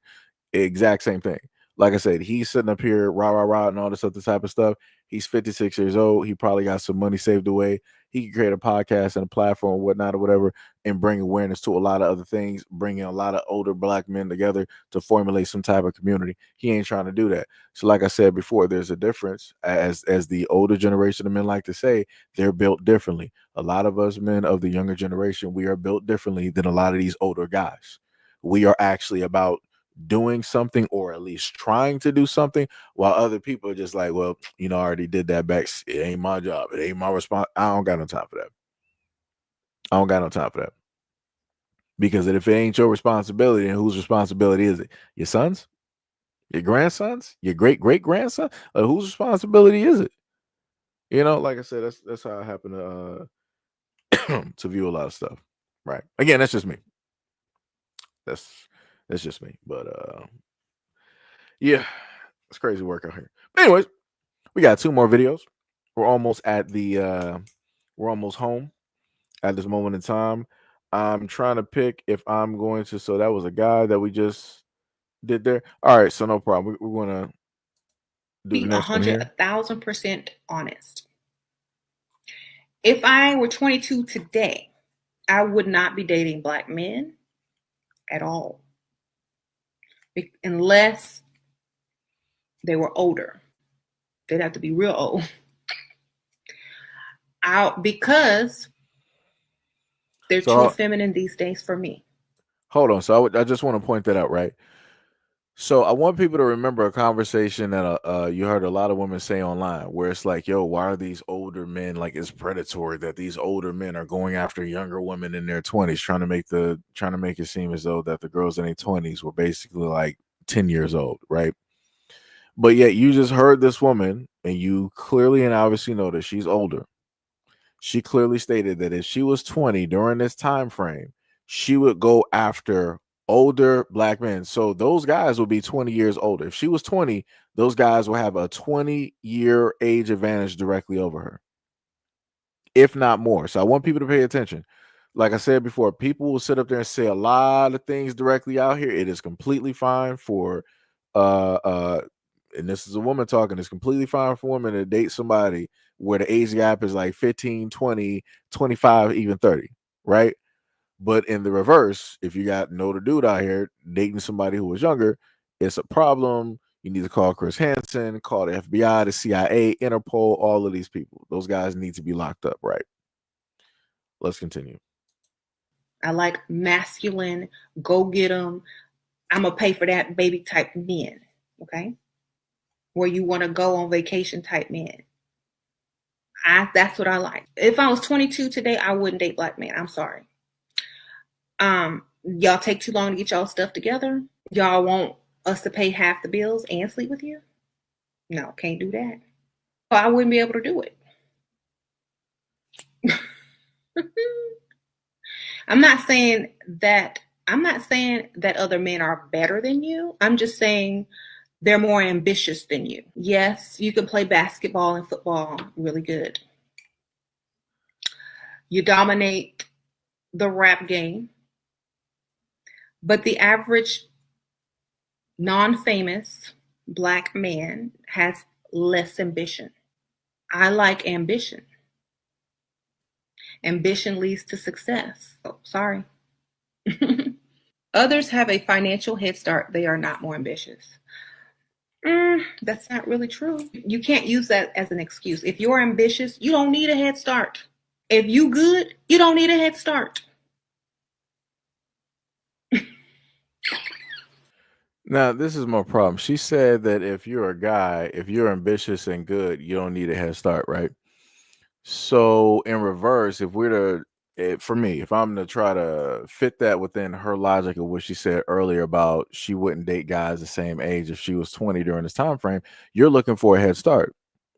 You don't want to build and be with a guy that is growing, right? Because a lot of women who are in their 20s, they feel like they're already far more advanced than a lot of dudes within the same age range. So they're going to go for guys who are older. Again, you're looking for a head start. Those guys who are in their 30s and 40s, they're already established. They're aware of a lot of things directly in the world and how it is to move and how it is to procure certain things, right? That is a head start. Versus you dealing with another guy that is of your exact same generation, your exact same age range. You guys are learning step by step. You guys are building step by step. You guys are making mistakes step by step, right? It's a whole learning process. You, my dear, want to do a shortcut in order to get the success, in order to get, to the end means, the goal, in order to get the money, right? In order to establish yourself without even having to work directly on it. You want somebody, in a sense, finance a lot of stuff directly for you, those things that you cannot specifically finance for yourself because you don't have the automatic income to sit up there and do it. And again, I'm just going by what she said before on if she was 20 at this time and the guys that she would specifically date. Like I said, I'm looking at a head start. That's all I'm looking at. She didn't list that, oh, she's going to date the guys who are older because they're more mature, because they know more about love. They're more emotionally sound. They're more structured by logic and all this. It was a whole bunch of other stuff. It was about what the dude could specifically do for her, not, really intrinsically what that guy actually is. Right. Like I said, it's crazy. That is diabolical, but let's continue. Seriously, my husband didn't have no head start. He's black. Yeah, he came from a family of 10 in the country. He didn't have no head start. So what's your excuse? You come up with every excuse instead of every solution. That's your problem. You're going to sit here and say, oh, this, oh, that. You're going to come up with 10 excuses before you come up with half a solution. That's why you stuck. That's why women make more money than you. And that's why you are stuck. Okay? And that's just the honest truth. Everybody sees that. Everyone. Except y'all. Wait, who got timed out? Somebody got hit with something. I don't even know who it was. Gail said, come on, Seiji, that's my girl. I mean, I was just using this for an example. Like she had a very great example directly out there. It was, coming directly from a woman. I had to sit up there and use it. I'm not really too, directly on this person's comment, this content. So again, it'd be like that. I was just specifically using this for the example of what was presented and again with the topic that we currently have at this moment in time. But she stated to everybody that hey, she is married. Not sure obviously I'm guessing to a guy within the same age range or that is older, and the marriage is successful. So that's great. That is completely good.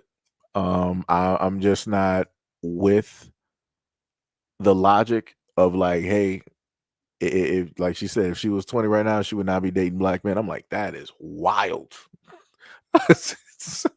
I'm like, that's wild. I'm like, that's so out of every race of men directly out here in their 20s, you're like, nah, black men, nah, that's not happening. I'm like, huh? I'm like, so nobody else, is immature or is still trying to figure out life. Everybody else just got it together. Right? I don't know. Maybe this is me. I don't know. I don't know.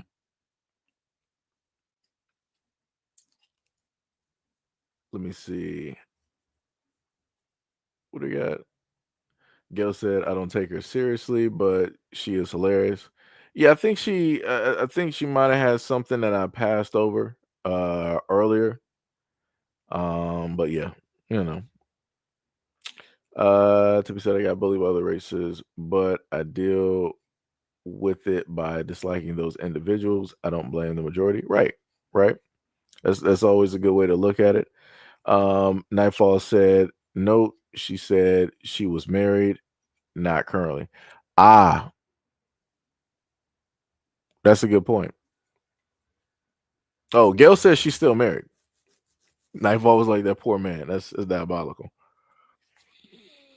What is it? Julie said that, so if she has a husband and he's giving her what she wants, what's her point in dragging men she doesn't know and hasn't experienced? Her having a good black man proves they're out there. Low IQ. I mean, that's also a good point too. That is also a good point too. That it's crazy work. Radio says someone didn't like my comment. Oh no, radio is cool. He radio is all right. Sham said she's still a greedy fish. That's diabolical. Gail said yes, her husband is blickety black and they've been married for 20 plus years. I mean, that's awesome. They got a great, successful 20 plus year marriage. That is awesome. But it's a little bit odd to me to hear somebody in such a successful relationship with a black man and then to say that if you were 20 you wouldn't date black men. And I'm like, that's such a mixed message. I'm a little bit confused. I'm highly confused directly on that, because that's like, I don't know. Maybe somebody can figure out where to go with that one. But anyways, let's go to the last video and I'm gonna say something. Hear what this brother has to say. I'm gonna say something that I've never said in public or never said online. But I want to give some understanding to something that I've been asked a lot, and I very rarely answer it. But someone asked me one day recently why they don't ever see me normally dating black women. And the answer is very simple for me.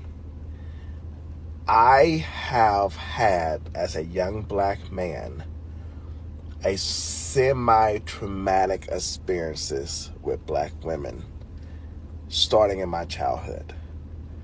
I don't walk, talk, act, dress, behave like typical black men. And I have experienced a certain level of prejudice from black women because of that. I have experienced a lot of flirtation and things, particularly on TikTok, from black women. But my ongoing experience has taught me that I seem great on the outside, but they don't naturally want to be with me because I don't walk, talk, and act like what most of us walk and talk and act like. Therefore, some of the most hurtful and frustrating experiences that I have had, Gail got jokes, as a young man, as an older man, and while dating, has come at the hands of black women. Now, that does not mean that every black woman that I've ever come into contact with has been a certain way towards me. That's not what I'm saying. I'm just saying I, as Larry Williams, have a natural... The man put his whole government out there? Nervous reaction to black women because of my experiences with them. And to be honest, most of those experiences have not been positive. Now, I'm a wholehearted, open opportunity dater. I've dated white women, I've dated Hispanics, I've dated black women. I don't care about the color of the skin. I care about the character of the person. But at the beginning of almost every dating reaction or dating relationship that I've had with black women, I have an extra step that I have to take to find peace with them.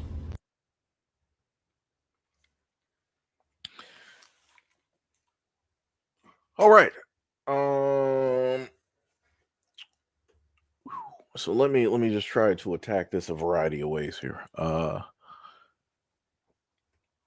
I can understand at a moment in time, being just a human being, that you might not have the specific confidence all the time. Not expecting people to be confident 100%. It's it's a lot, on top of managing, everything else. Um, but I can notice even within his conversation, there's a bit of being timid. There is a sound of caution and fear. There's a sound of lack of confidence, directly within it. And, a lot of those things will, play a major role, directly in there. Right. And I will also say that a lot of times that I've heard women basically state that they will not date a guy who has a light voice. They don't find that attractive. This brother does have a light voice. And then on top of the other things that I just so happen to have listed, on top of the fact that the brother does have some weight directly on him. And again, I'm not sure exactly what his age specifically is at this moment in time. There's a lot of things, specifically there on why I know he would get or be disqualified when it deals with black women, looking directly. I can automatically hear it and I can see it. Right. Because again, a lot of women, they want somebody that is attractive. And again, I get it. Nothing wrong with that. A lot of women are not going to, in a sense, look directly at a normal guy and deem him as, yo, this dude is like really this, that, and the third. Nah. Like you almost gotta be, something that can like outshine, something that's realistically present, something that's not hidden. Right? I don't know. Maybe am I really getting to the point? I'm not even sure. It's a lot that's there. It's a lot that's there. The lack of confidence is one. Not saying that it's impossible or improbable for it to sit up there and happen, but he would have a very uphill battle if he's just trying to get attention from black women. And again, I'm not sure exactly where his whole thing specifically stems from. Maybe it could be his mother, because I think Shan might have mentioned something like that. I think she said it was like, what, maybe it might have been from home or something like that. I'm not sure. But for him to say that he has to, in a sense, prepare in order to have an interaction, that's a lot. And it's like, bro, you might need to really go see a therapist. There's some underlining thing there that maybe somebody out there like really broke you down to the point that it stayed. And I get that. Like I said, it happens. And sometimes it might it might take some years to sit up there and get over some stuff. Trust me, it happens. Trust me. I got stories. But um this is why I say before that a lot of people need to just take breaks. Um, a lot of people, like, if possible or if needed, go out there and seek and go out there and get therapy. There's nothing wrong with going out there and getting help and trying to figure out situations to mentally be a healed and complete person, to be a better person for yourself, not for anybody else, but just specifically mentally for yourself. And that's it to a lot of people that, once you happen to fix yourself, once you fix yourself, mentally with confidence and everything of the sort, then everything else will just so happen to fall in place, right? You're not going to get, specifically everything that you want in life, but you will get the majority of the things that you at least want, because you are walking in the action of what it is that you are specifically speaking on and what it is that you are doing. And that's why I tell a lot of people that in a lot of instances, the reason why you receive the things that you receive out of life is specifically because of you. It's not because anybody else is handing it to you, it's because of you. It's the things that you will directly in your life. So, specifically because of this man and how the way that he speaks, he's not receiving the attention from black women that he may desire, right? That he may want.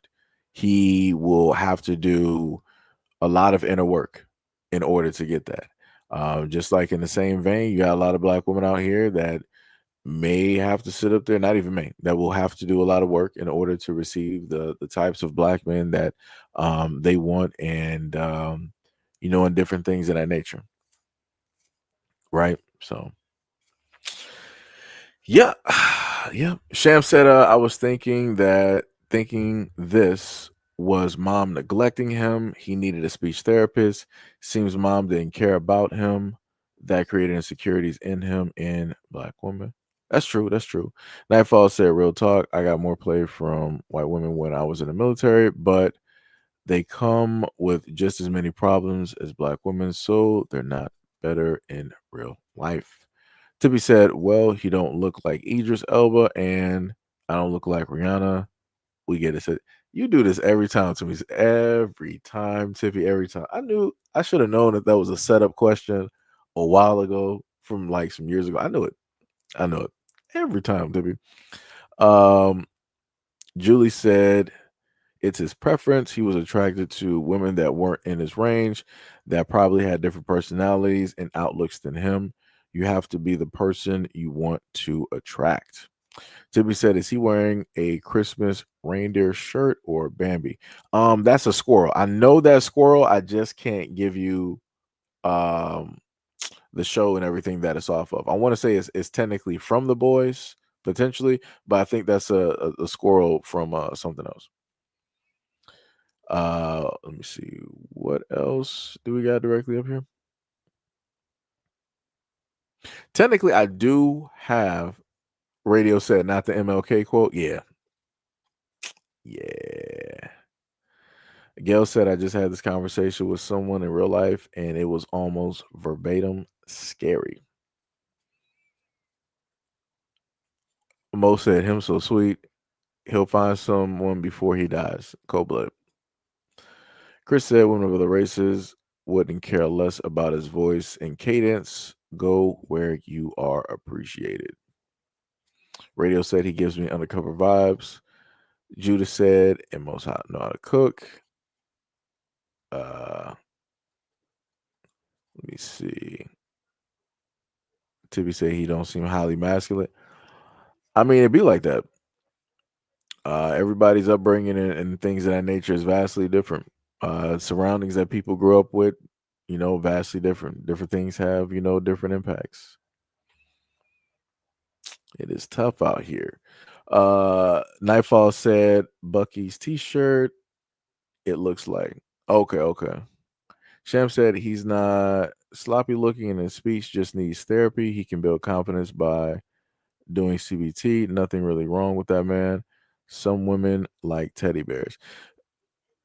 I mean, true. That is true. Some women do like teddy bears, but on average, though, on average, if he was to walk down the street and suit and everything else, like that, got beard. His beard is actually is clean, right? He got maybe trim or whatnot, whatever, suit and tie, just like walking down the street. Yeah, you ain't gonna be seeing like a lot of women like raising their hands talking about like, yo, I want a teddy bear.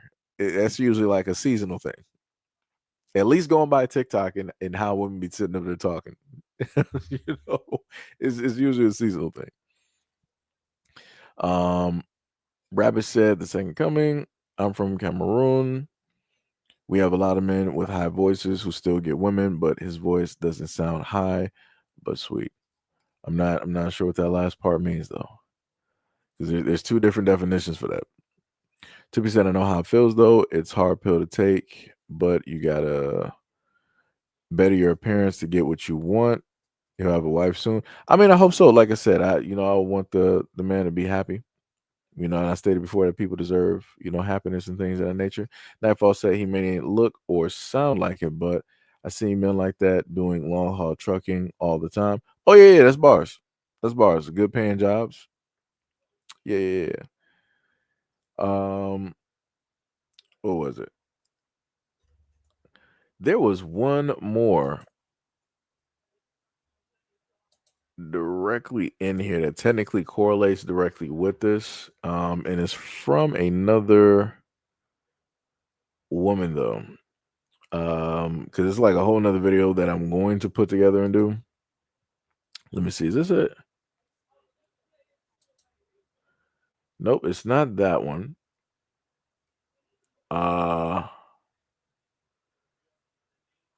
What was it? Was this it? I forgot what that video was. But it was it's basically going to be a video a little bit later on referencing this girl sitting up there stating how she is ecstatic on her preference and how it is that she's dating. And then there's going to be a timeline that I'm going to do in a solo video showcasing how it went from happy to bad. And you know how people be online trying to cope about situations. And the funniest thing is I did not realize that it was a woman that I gave you guys a video about like close to a year and a half, if not 2 years ago. And I'm like, dang, I didn't know she was still on TikTok and making videos and stuff like that. It's a wild world out here. Like I said, it'd be like that though. It'd be like that. Wait, Rabbit said what? He sounds like he's in the academy, but hiding it poorly. Julie says not necessarily looks that get women all the time. It's the confidence, and his speech might have made him uncomfortable and unconfident when talking to women. Right, sure. I get that.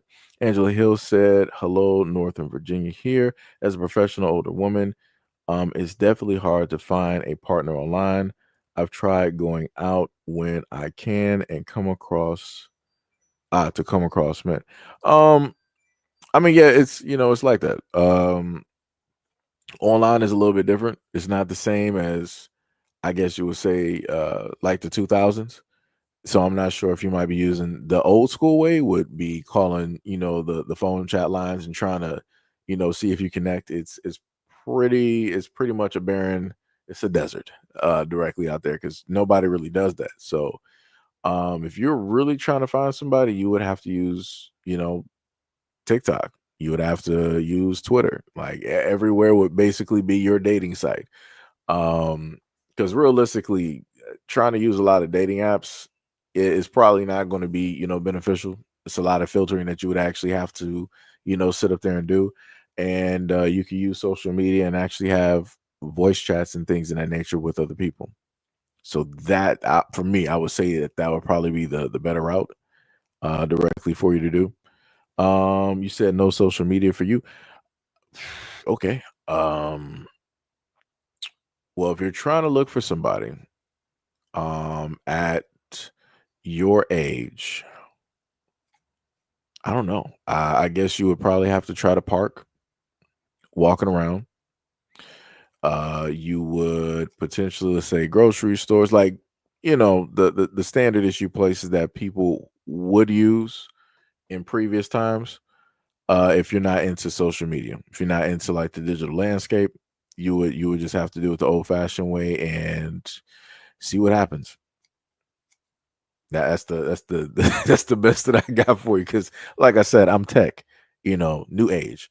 So everything for younger folks directly out here is online, right? That's how everybody gets to connect. How this, that, and the third. And the only reason I listed the online thing is that when it specifically deals with women, I view it technically as a safer bet because everybody has a camera phone, right? During a certain point in time, when women wanted to meet up or get to know a guy, it was mostly text messages or you would, AOL, MySpace, Netscape, all of that, other type of stuff. So it would just be luck of the draw. Now, because everybody has a camera phone and nobody has an excuse on why it is they can't do a video call, it's a little bit safer. So, you can text and do video calls for, 2 weeks, 3 weeks, or whatever's comfortable for you. And then move on to like, all right, let's go out for a lunch date, whatever it is.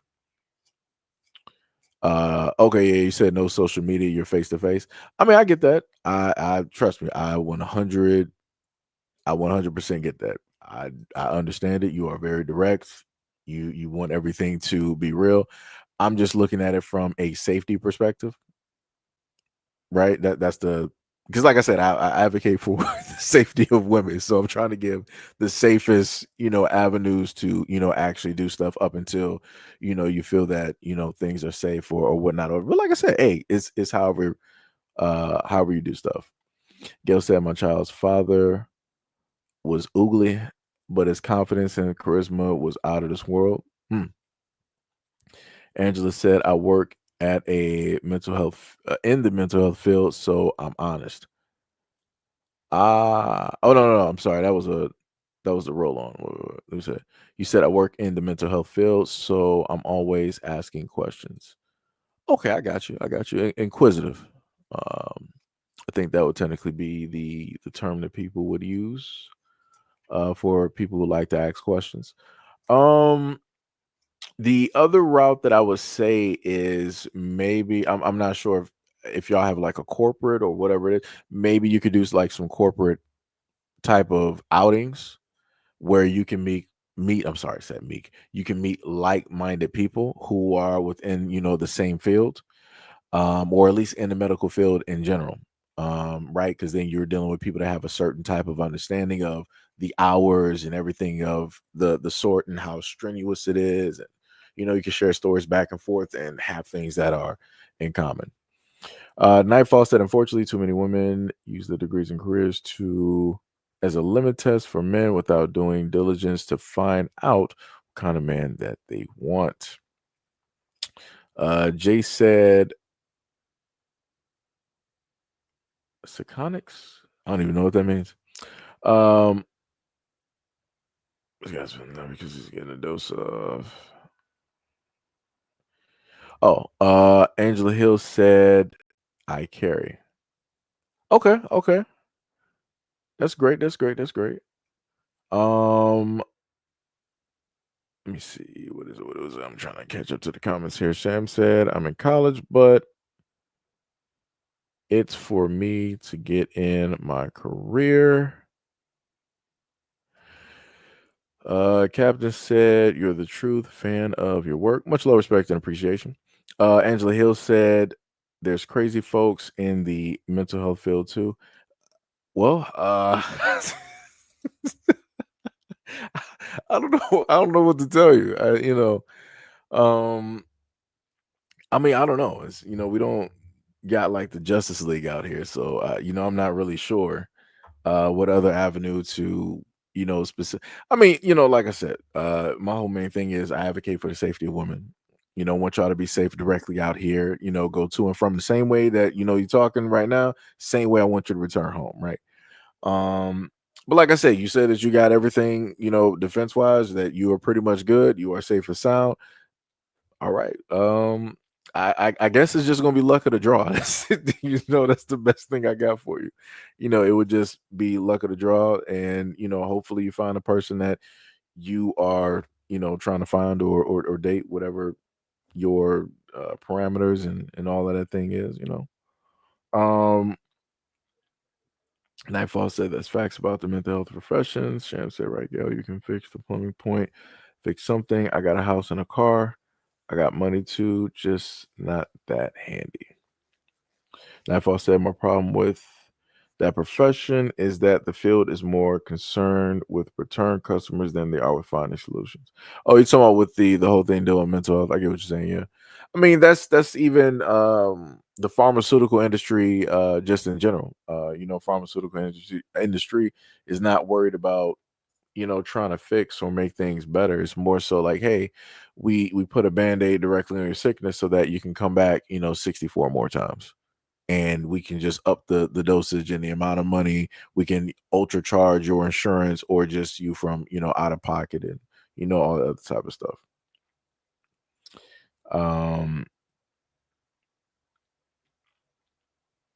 Let me see. I was trying to see if Miss Angela was still there. Probably give it a few more, but yeah, pretty much that was it. I ain't even trying to keep y'all here. I say this all the time. I ain't even trying to keep y'all here for 3 hours. We went for about a good 2 hours and 39 minutes. That is pretty good. Nightfall said, I worked in the mental health for 8 years. Okay. I got you. But yeah, that's pretty much it. That is pretty much all of the videos there. I do got another video directly up there for you guys that I gotta put directly together, and this one is going to deal with a black elder who is being told that she needs to move directly out of her seat, which again, it makes no sense. 100%. You got two black people, siding with the white folks there to, get her to move over and move out of her seat and all this other. Like I said, I'm going to cover that video and post that directly up for you guys. So hopefully you guys enjoyed the live stream, the topic that was there, and the conversations that were taking place. Shout out to anybody who has donated to the platform by way of Cash App, Patreon. Shout out to any of my members. Like the money always says, shout out to the regulars directly here. Shout out to anybody who has subscribed. Shout out to the patrons. And shout out to my wonderful and beautiful mods for the work that you guys do every single day, doing the Lord's work directly in the comment section, sending people to the shadow realm one dumb comment at a time. Much love, respect, and appreciation for any and everything that you guys do, seen and unseen. And also shout out to anybody who has donated to the GoFundMe, for the young woman and her godmother. Much love, respect, and appreciation. Oh Lord, here's Tippy.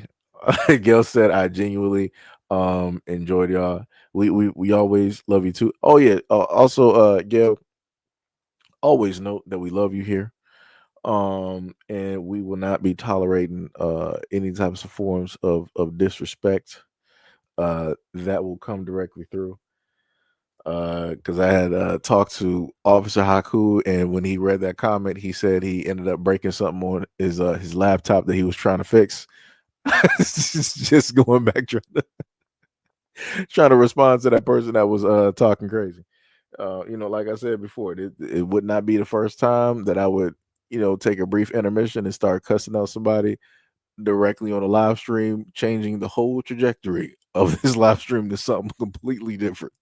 So yeah, much love to Gil and everything of the sort of that nature. And anytime, Gil, as stated before, if I don't happen to see it, you are more than free. You don't have to let nobody stay there. Get them directly up out of here. That's exactly why you're mine.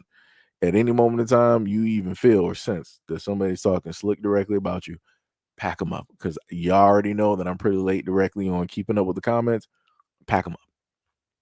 By all means, pack them up, and then you can cuss them out in the comment section after you block them.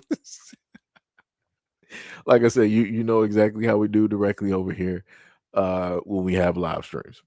And like I said, it also goes for any of my other mods directly out here. Like I said, I love y'all a lot.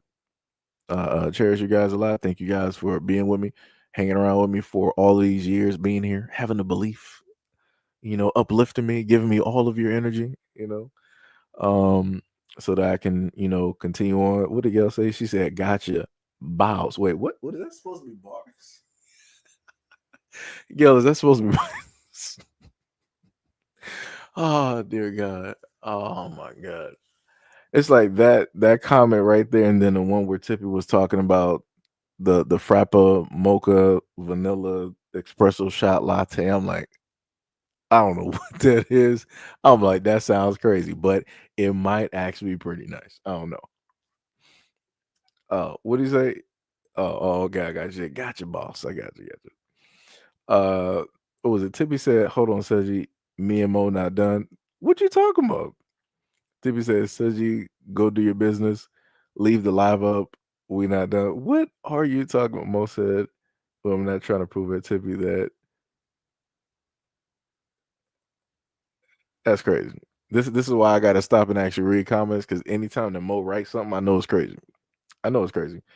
And I think Mo probably talking about, I think you're talking about Gabby Sabiti, because I saw somebody mention Precious. Average Giant said, "What is your opinion on the Sanders situation?" The best thing I can sit up there and state is that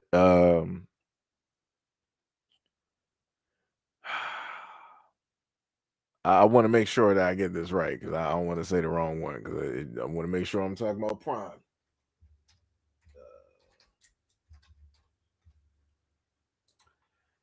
Yeah, okay, yeah, Coach Prime, yeah. So Deion Sanders' son, it's a jacked up situation.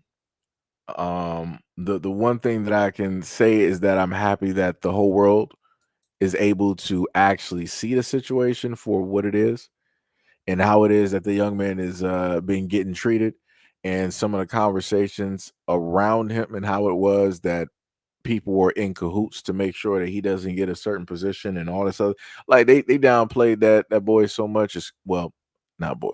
They downplayed that man so much that it didn't even make any type of sense. Didn't even make any type of sense, but it's like that. Um And the only thing that's going to take place is that he is going to show the world exactly his capabilities and who it is that he is. And a lot of people are going to have to eat crow. Because right now, at this moment in time, a lot of people are still wishing and hoping for his downfall to be proven right because everything is not going directly in their direction on everything they said about him. Because he's been disproving a lot of people. And he's been showing up and showing out. But like I said, when you are black, you have a lot of people that you got to disprove, which makes no sense. And like I said, this man had the NFL directly against him, and I'm like, wow. I'm like, I ain't never seen such foolishness. But it is what it is. It is what it is. And this ain't the first time, nor is it the last time. Because even before this, you had people talking about Dion. It was like, oh, this nepotism or whatnot or whatever. It's like he's this that and the third for his son and all this. But I'm like, isn't that what the Mannings did? I'm like, clearly, like the Mannings did this before Dion did. I'm like, but nobody was crying. People were like, oh, that's a good father. He's doing this for us. He's looking out. He's creating a legacy and this that. And when it's Dion, it's a whole different thing. Again, people talk about why do we focus so much on race in America? Like I said, I wouldn't have to focus on it if other people didn't focus on it. But here we are. You know, it'd be some crazy work. Crazy work. Nightfall said, I believe it. Just look at Trey Lance. Radio said, yeah, they did the ultimate inside job on him. It's insane. Yeah, and everybody can see it. Like I said, when it gets to the point where you got the white sports analysts have to call it out and talk about it, you know you messed up. You know you messed up. Like I said, it ain't the black sports analyst that's sitting up there like really highlighting and talking about this and doing comparisons in between the stats of other quarterbacks on teams. It's the white analyst doing it. Like I said, now you can't unsee it. Now you can't just sit up there and see, oh, that's just the blacks. Nope, can't even play that card now. Can't even play that card. D Money said, I hope they sue. I mean, you know what? I don't even want no lawsuit. I want him to sit up there and showcase all of his talents and abilities, win whatever trophies and rings, so he can just start pulling in, millions of dollars. So he can start, pulling in those hundreds of millions of dollars. Like I said before, that's all I want from a lawsuit is just a short term fix, and then they'll just go back to what it is that they normally do, but they'll just be more cautious about it. Lawsuits don't really do nothing. I want Deion's son to just win. That's it. Win, no matter what. Hack says, Seji, I'm white and I say so. Yep. That's bars. That is bars. That is bars. Nightfall said, Trey been balling since getting to LA, proving the Niners and the Cowboys to be full of ish. Yep. Let me see. Let me make sure I didn't So yeah, that was a response to the average Giants.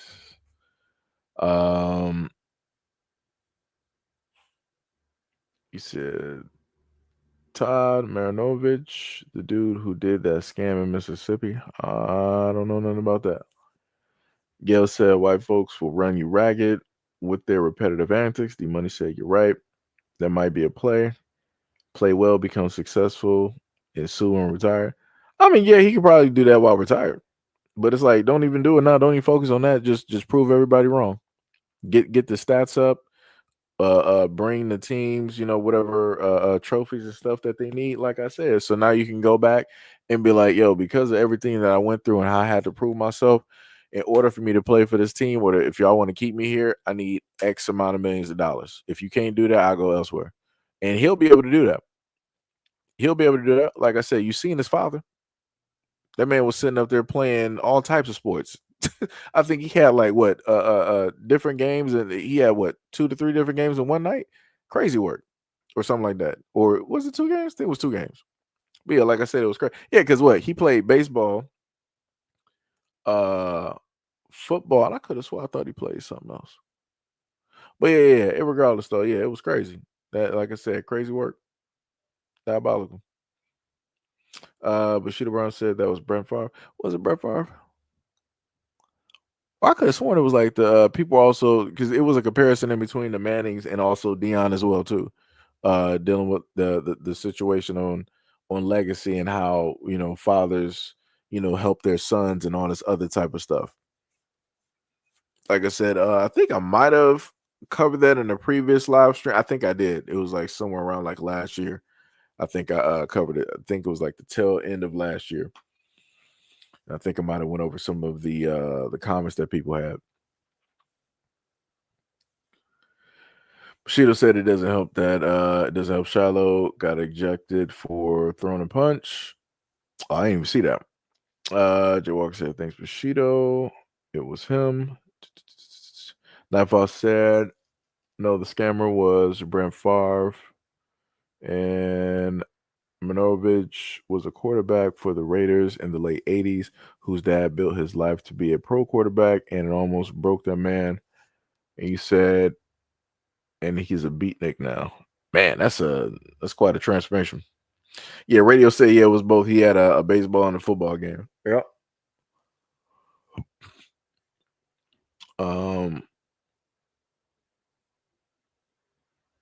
Let me see. Bushido said, I meant Brent Favre was the one that did the scam. Okay, yeah, I got you.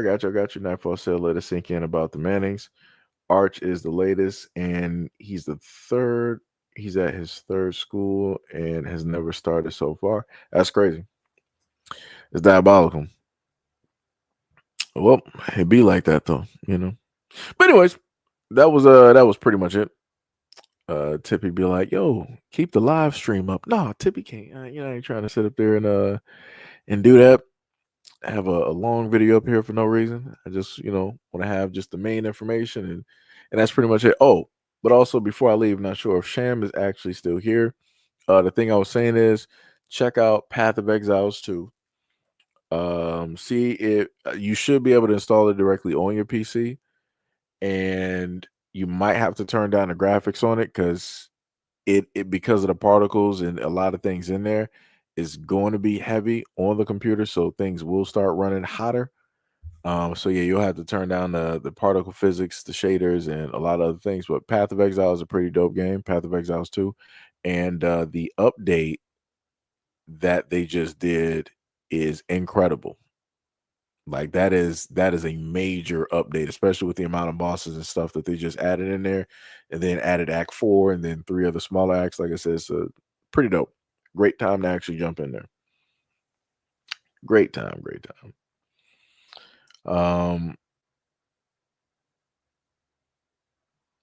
Let me see. Oh my god, this woman Tippy. That's what it is. But yeah, that's pretty much it, y'all. Again, love you guys. Thank you guys for being here. I guess I will let this go for another few minutes, and then I'll end the stream. I'll just start like a timer, and I'll just let this go because Tippy and Mar are having a conversation here. And she keeps telling me, yo, wait, don't go yet. Game stream. We're just having a conversation. Go do what you need to do. You know, that type of thing. But yeah, game stream, I'll I'll do one. Some games coming out. I'm not gonna say when because I hate when I'll state that I'm gonna do this game stream and then stuff happens and then I'm just not able to do it. So I would rather just randomly do it and just show up there and yeah. But if I am to do a game stream, it will show up on SEIJIHITO the Second Coming. I'll just do that. Not sure if it's going to be in a widescreen format or if it's going to be in a short form format. I got to figure out how I'm going to specifically do that, which would be great for viewers. I might just do it widescreen wise and just try it out and see what happens. Hack says when will you post the video at the YMCA? I will post that today. I will post that today and have it uploaded. It is currently 7:25. Before it won't take that long. Before 9 o'clock, I'll have it posted. So before 9 o'clock, I'll do that. But anyways, love you guys. Thank you guys for being here, and I will talk to you guys later.